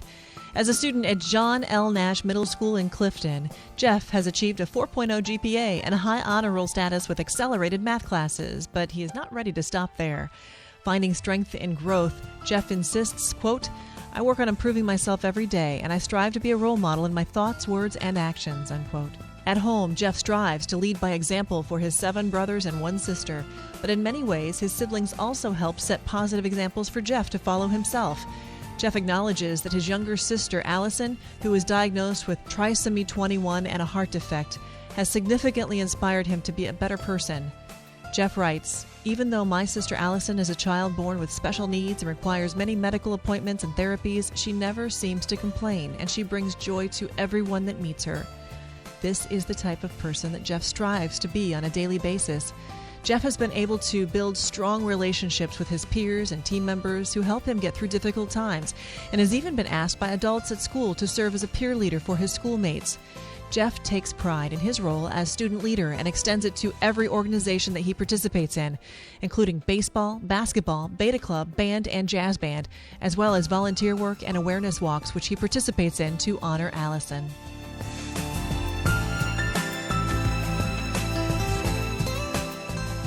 Kara Gertz is an honor roll student at Olympia Middle School who values the opportunity to experience cheerleading, softball, basketball, track and field, student council, and the Spartan leadership crew. Kara explains, "By participating in interscholastic activities, I have had the benefits of making new friends, staying active, and learning the value of teamwork." As this year's 2013 Scholar Attitude Award winner from Board of Directors Division H, Kara is no stranger to accomplishment. She's already received the Math Student of the Year Award, placed in the top 10 for the 7th grade math MAP test, and was even selected for the title of Most Outgoing Personality for the school superlatives. When not at school, you can catch Kara playing with the Ole Fire softball travel team, volunteering with the Good Shepherd Lutheran Church Sunday School and Youth Group, or at Hopedale Wellness Center working on sports training. Kara plans to continue her academic excellence into her high school career and has her eyes set on being inducted into the National Honor Society by her junior year. In college, Kara would like to study pre-med and become a neonatologist working with premature infants in the neonatal intensive care unit at a great hospital. Kara is really concerned about homelessness and hunger and wishes that more could be done to address these worldwide issues. She writes, quote, "Every day I come home to a loving family, a roof over my head, clothes to wear, and food to eat. It is very hard for me to imagine wondering where I will sleep every night, if I will have anything to eat, and if I will make it to the next day," unquote. If Kara could change the world, she would see to it that every town could have a shelter and supplies to care for the less fortunate, and that there was enough food so that no one in the world had to go hungry. With Jeff today are his parents, Dan and Sherry Gifford, and the principal at Clifton Nash, Mrs. Victoria Marquis. Jeff, isn't it amazing that your sister, who at just 2 years old has taught you so much, born with Down syndrome and having had to endure all of the surgeries and therapy sessions to lead some semblance of a normal life, your sister sounds amazing. But you know what, Jeff? Just as you look to your sister for inspiration, your sister looks to you as a role model and for inspiration as well. And based what I have read in your application, I understand why our judges selected you as well.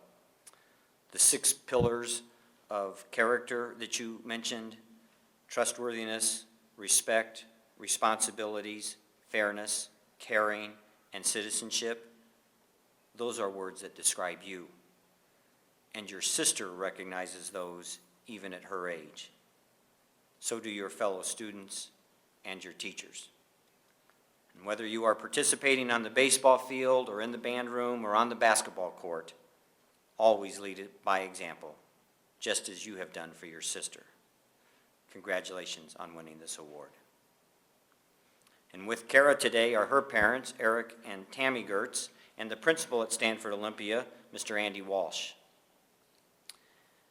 Kara, you mentioned in your application that you and your softball teammates participated in the IESA state softball tournament when you were in 7th grade. And as you know, your team didn't win the championship that year. In fact, you lost in the first round. And while you didn't quite achieve your goal of winning it all, you certainly enjoyed a lot of success that year. Despite the loss, I'm sure you learned a lot of valuable lessons, very good life lessons. And chances are you're going to experience a few losses throughout your high school and college years. And I'm not necessarily talking about losses on the softball field. The losses might be not doing as well as you wanted to on a math test, or not doing as well in class as you had hoped. But just like the loss that you experienced in the state tournament, you found a way to pick you and your teammates up and move forward. In other words, don't let the loss change you. In fact, use those losses to continue to work hard, practice, and get ready for the next year. That's the great thing about sports. It teaches so much more than just a win or a loss. So as you continue on in high school, into college, and in your chosen profession, don't let the losses get you down. Let the losses teach you in what you need to do differently and turn life's losses into wins. Congratulations on your award today, and best of luck in all that you do. Ladies and gentlemen, representing Divisions G and H, let's meet Jeff Gifford and Kara Gertz.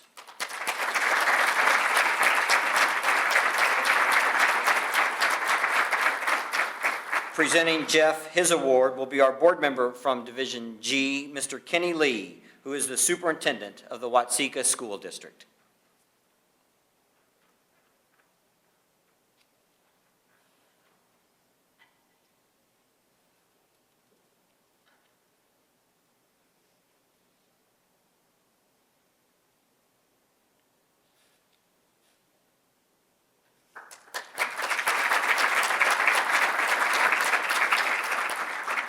Presenting Kara her award will be our board member from Division H, Mr. Tony Ingold, who is the superintendent of the East Peoria Central District number 86.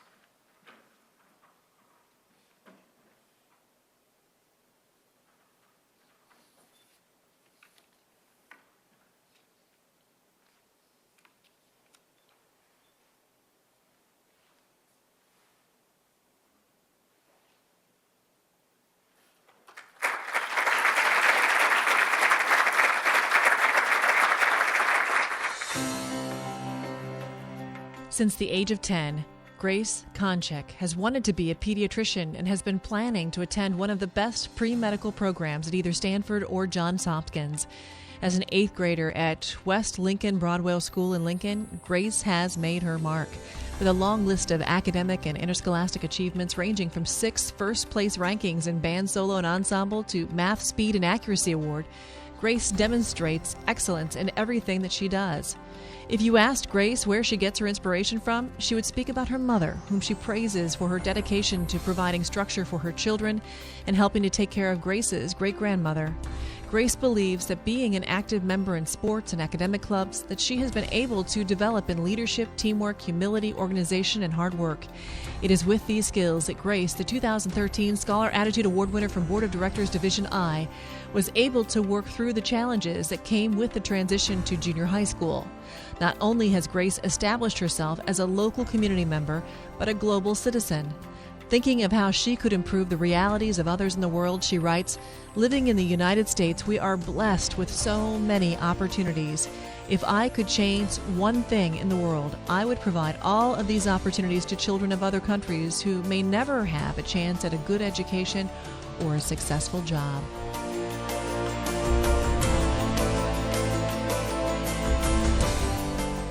Madison Fox, the 2013 Scholar Attitude Award winner from Board of Directors Division J, is a student at Southeastern Junior High School in Augusta who explores unique interests as a member of the Discovery Ag Forestry Team and Dairy Foods Judging Team. In addition to her 4.0 GPA, awards in science and reading, and numerous sports team awards, Madison is most proud of participating in the Character Education program at school and being honored with the Citizenship Award in 6th and 7th grade. Her role as band historian has been pretty cool, too. Interscholastic activities have added strength to Madison's personal life. When her grandpa Paul passed away, Madison was humbled when her basketball teammates sent her flowers during his visitation services. The actions of her team members allowed her to see how being a good teammate goes beyond the field and court. When she enters high school, Madison would like to join the volleyball team, student council, and FFA, which will provide her with many opportunities to meet new people and develop public speaking skills. Madison finds personal inspiration from her Aunt Brittany, whom she admires for the way she faces life lessons. Her aunt's experiences remind her that, quote, "nobody in the world is perfect, but everyone deserves to be respected and treated kindly by others," unquote. Madison wishes to go to college to play volleyball and become a teacher just like her aunt. With Grace today are her parents, Joseph and Jennifer Konchak, and the superintendent at West Lincoln Broadwell, Mr. Bailey Clymer. Grace, as was mentioned in your video, you would someday like to become a pediatrician. And that goal is one that will take a tremendous amount of dedication, patience, studying, and an absolute can-do attitude. After reading your application, I am confident that you will achieve your goal. When we asked you who the person you most admire and why, you said your mom, because of all the support she gives to you and your family. Your mom sounds like a very special person. And when you finish your degree and you are into your career as a pediatrician, the lessons your mom taught you will serve you well. She has encouraged you in all that you have done, and you will want to encourage the children who visit you. Your mom has cared for your great-grandmother, and you will need a caring attitude to do your job well. The very things that your mom is teaching you right now will remain with you as you work toward your goal, but only if you continue to work hard and do the right things. I know that you will, and one day we all look forward to calling you Dr. Konchak. Congratulations on receiving this award. And with Madison today are her parents, Todd and Stephanie Fox, and the principal of Southeastern Junior High School, Mr. Kyle Rigg. Madison, after high school and college, you indicated that you would like to become an elementary school teacher. And if we were to take a quick poll of everyone in this room, I bet 100% of us, every one of us, could name one of our elementary school teachers. Further, if we had time to go around the room and ask how important that teacher was to us, I bet you would be amazed at how important that elementary school teacher was to each and every one of us. That's the kind of impact that an elementary school teacher can have. It's the kind of impact that you will make on your students as long as you are dedicated to the teaching profession. For various reasons, not as many people want to get into the teaching profession today. Yet those who do generally find the profession to be very rewarding. And you will have a choice. You can be a run-of-the-mill teacher, or you can be one who inspires, one who challenges the students, and one who truly for the students. Schools need excellent teachers, and I know you will be one who excels. I wish you the very best, and I congratulate you on all that you have accomplished. Ladies and gentlemen, representing Divisions I and J, please extend your congratulations to Grace Konchak and Madison Fox.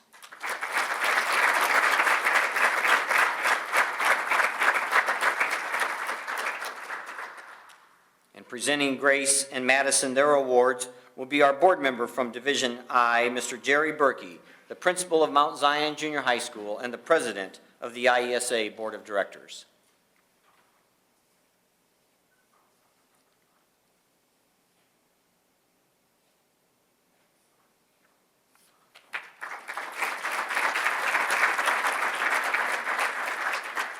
Mr. Berkey will also present Madison with her award as our board member from Division J.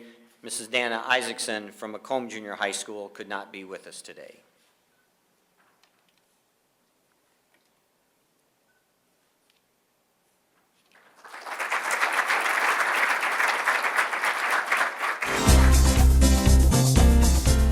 Andy Bolton, a high honor roll student at St. Malachi School in Rantoul, has been honored with several Illinois Elementary School Association awards, including first place in the IESA speech contest during 7th and 8th grade, setting 5 individual records during the IESA Class 7 1A basketball state tournament, and is now being recognized as the 2013 Scholar Attitude Award winner from Board of Directors Division K. Andy credits her many sports awards to the teamwork and camaraderie that she gets from other members on her basketball, volleyball, track, and cheerleading teams. At other times, she has given herself the credit, such as when she became the Daughters of the American Revolution essay contest chapter and district winner. Andy enjoys giving back to her school and community by tutoring other students, volunteering in the school cafeteria, preschool classes, fall fest, and babysitting. She sees her role as community member to be a significant one. Reflecting on lessons that she has learned during church service, she writes, "We sing a song in my church, and the first line is, 'Let there be peace on earth, and let it begin with me.' If we all work toward peace in our families, classrooms, communities, and even sports, we can collectively make a difference." After suffering a stress fracture in her foot, Andy had to take a break from participating physically in sports, but she was appointed to team manager by her track coach, which gave her a new purpose on the team. Reflecting on this position, Andy writes, "This was when I learned that being a member of a team does not always include being on a court or field. I learned to support my team and felt pride in their accomplishments." Andy is excited about attending high school and looks forward to using her time there to clarify future career goals.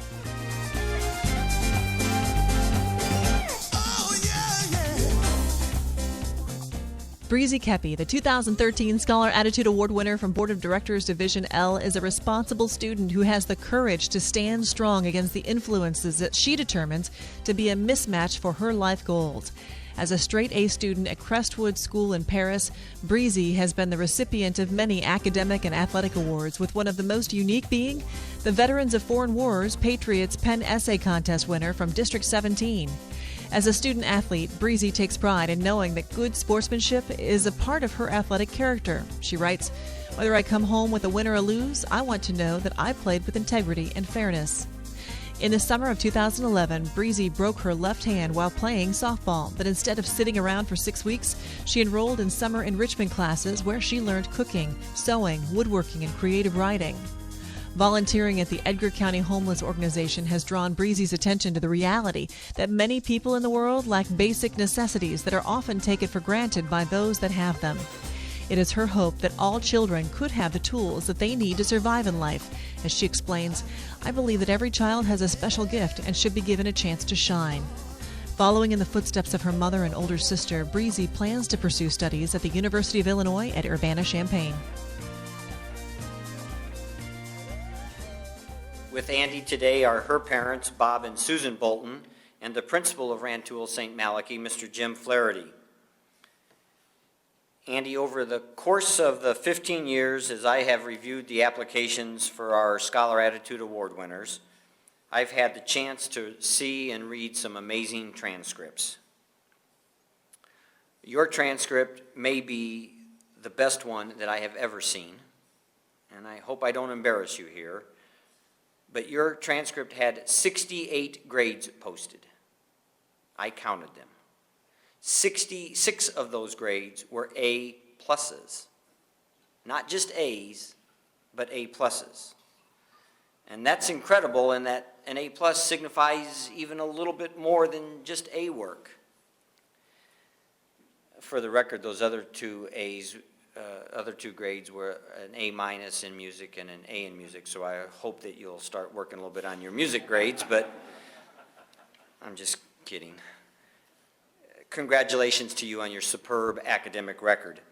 You obviously take those academics very seriously, and you simply epitomize the word student athlete.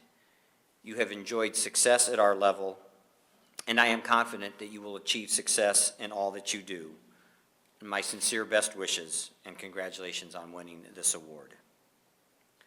And with Breezy today is her mom, Joellen Henson, Steve Terrell, a social studies teacher at Paris Crestwood, and the principal of Paris Crestwood, Mrs. Danette Young.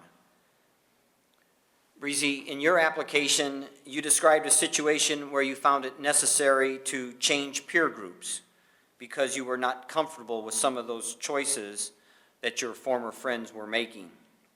In essence, you had to get out of your comfort zone. By getting out of your comfort zone, you experienced some things that you probably would have never experienced. You learned how to sew and got involved in some woodworking classes.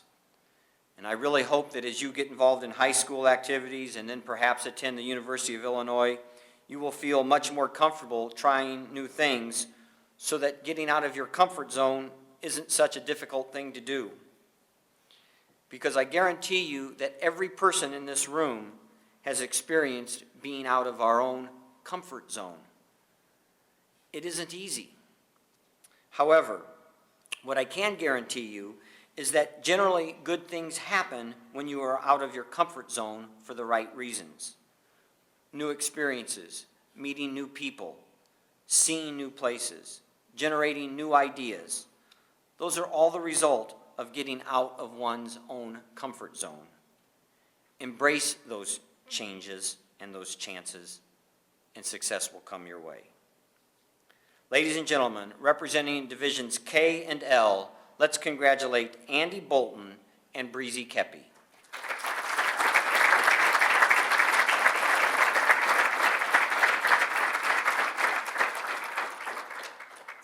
Presenting Andy Her Award is our board member from Division K, Mr. Chris Graham, who is the principal at St. Joseph Middle School.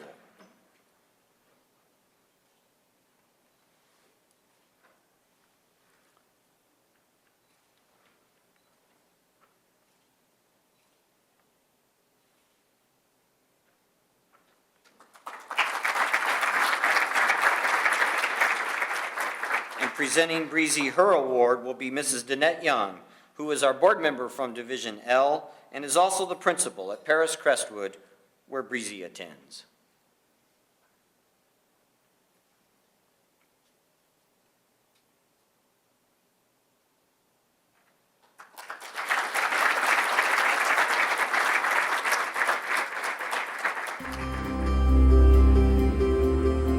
By working diligently to earn an impressive 4.9 GPA and being selected as the 2013 Scholar Attitude Award winner from Board of Directors Division M, Adam Clark can be proud of everything he has accomplished. Thanks to the influence of Mr. Jess Buttry, Adam's science and sports biology teacher at Williamsville Junior High School, Adam finds pride in being a multi-talented student athlete. Adam finds much encouragement in Mr. Buttry's ability to juggle multiple roles as husband, father, teacher, and coach, and his constant encouragement for everyone to maintain respect for themselves and others. As a college student, Adam would like to study pre-med at the University of Illinois at Urbana-Champaign, where his older sister currently attends. Adam wants to become a doctor of ICU medicine. As a doctor, Adam will also be able to become influential in the most important issue that concerns him, finding a cure for cancer. Adam has seen how this devastating disease has tragically impacted the lives of his grandfather, aunt, and 3 of his friends' mothers. He participates in annual Relay for Life events in honor of all of these individuals. Aside from showcasing his baseball, basketball, and soccer skills on the court and field, Adam exercises his musical talents on stage. He received 2 of his most prestigious musical awards upon winning first place in the IESA Vocal Music Solo and Ensemble and Instrumental Solo competitions. Adam's voice can also be heard as a member of Student Council and as the president of the Beta Club. Filling his schedule with a diverse collection of activities is important to Adam, as he explains. Participation in a wide range of activities has given me the ability to appreciate the benefits of setting goals and working hard to achieve them.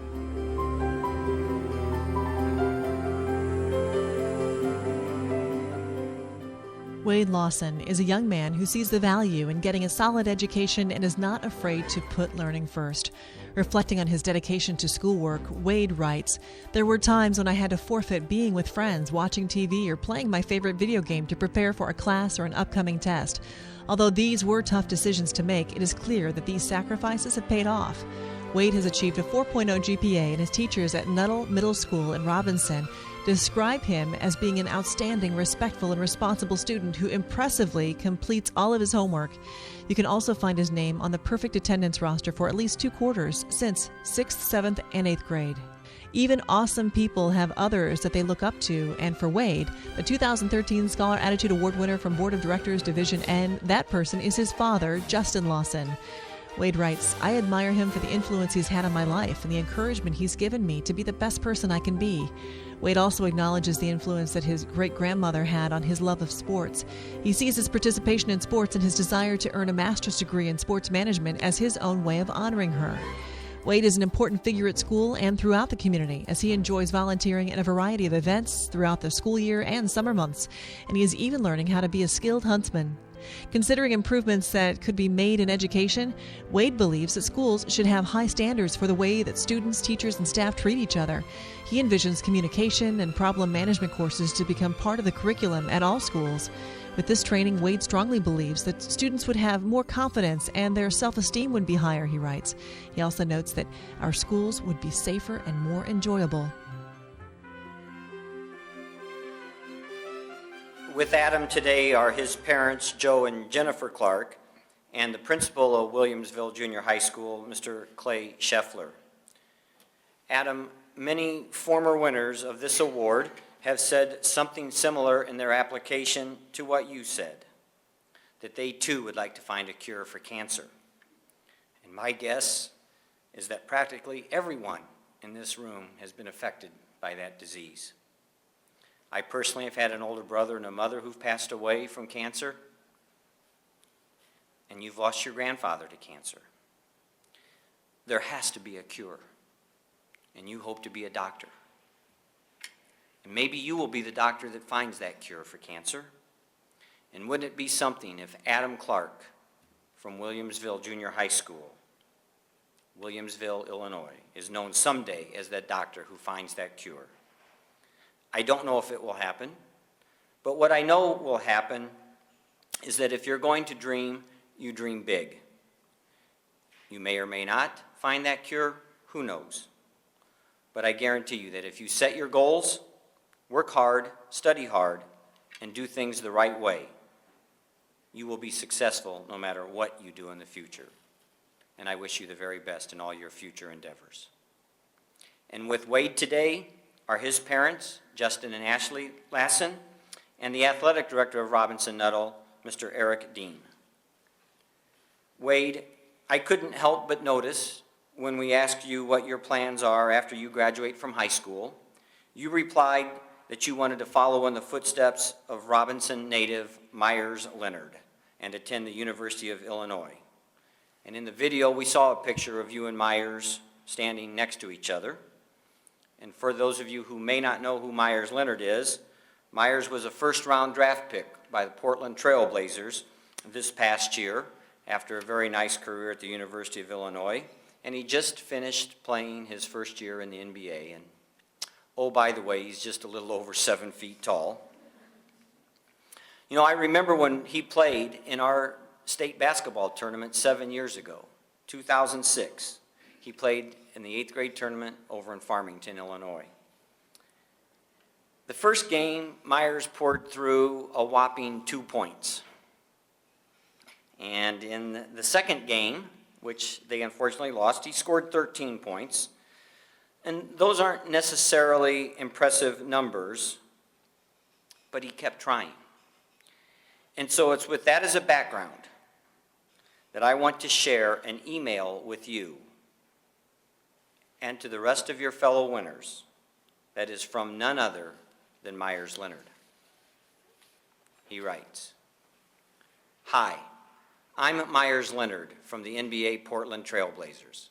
I want to congratulate all of the 2013 Scholar Attitude Award winners. A special congratulations to Wade Lassen from my home school of Robinson Nuttall Middle School. I know it takes a lot of hard work both inside the classroom and on the playing fields to earn this reward. You all should be proud of this accomplishment. Good luck to all of you in your high school careers and beyond. And always remember, never let anyone tell you that you can't achieve something." In quotes. People crazy enough to think the impossible are the ones who do the impossible. Signed, Myers Leonard. Wade, you have Mr. Dean to thank for getting that email from Myers. And so I hope you will take to heart what he said at the very end. Never let someone tell you that you cannot achieve something. You can do anything, and knowing what you have accomplished so far, I have no doubt that you will achieve greatness. Congratulations on your award today. Ladies and gentlemen, representing Divisions M and N, let's give a warm welcome to Adam Clark and Wade Lassen.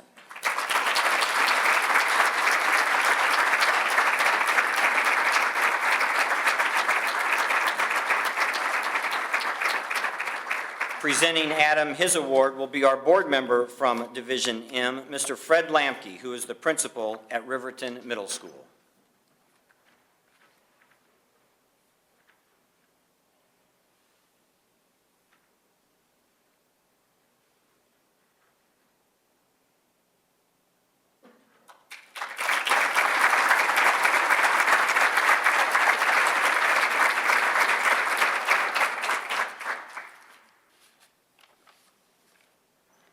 And presenting Wade his award will be our board member from Division N, Mr. Pat Drace, who is the principal at Two Topless Junior High School.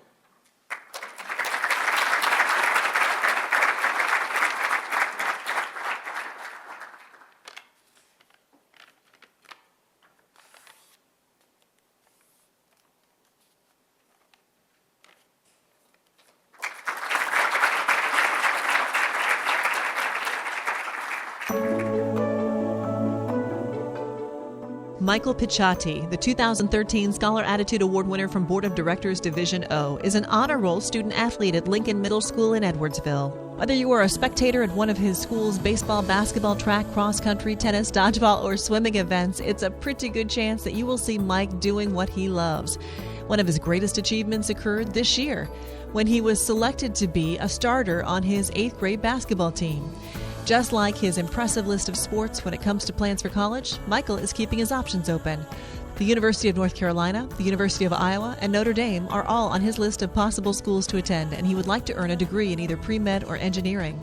Some of his most memorable community service experiences come from volunteering at concession stands during volleyball tournaments, the 6th grade welcome night, church activities, guidance in operation program at school, and interacting with seniors at the Meridian Village Assisted Living Community. When he enters high school, Michael plans to join EPIC, the Edwardsville Peer Influence Club, so he can be a positive force that other students can model themselves after. Michael insists that admirable people have 4 essential characteristics. They must be smart, successful, have a good personality, and make a positive influence on those with whom they come into contact. Anyone who knows Michael would surely agree that he meets all of those qualifications. With Michael today are his parents, Joseph and Laura Picciotti, and Dr. Steve Stewart, the principal at Edwardsville Lincoln. Michael, in your application, you mentioned in your application that one of the more difficult incidents for you was that after always receiving straight A's in all of your classes, you received a B in honors math. And because of that B, you are now studying more and now earning an A in the class. And there's a real lesson to be learned from that experience. And that lesson is really pretty simple, that hard work and extra effort will always pay off in the long run.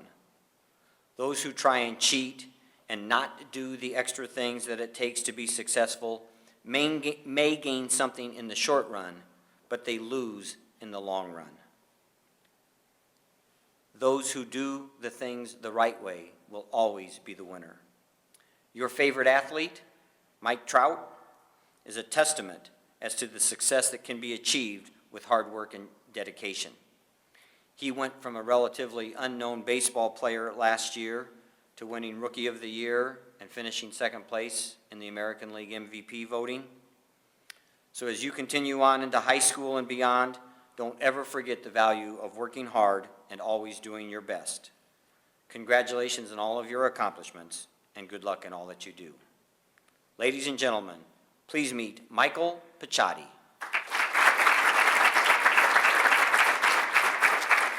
And presenting Michael his award is our board member from Division O, Dr. Steve Stewart, who is the principal at Edwardsville Lincoln, where Michael attends.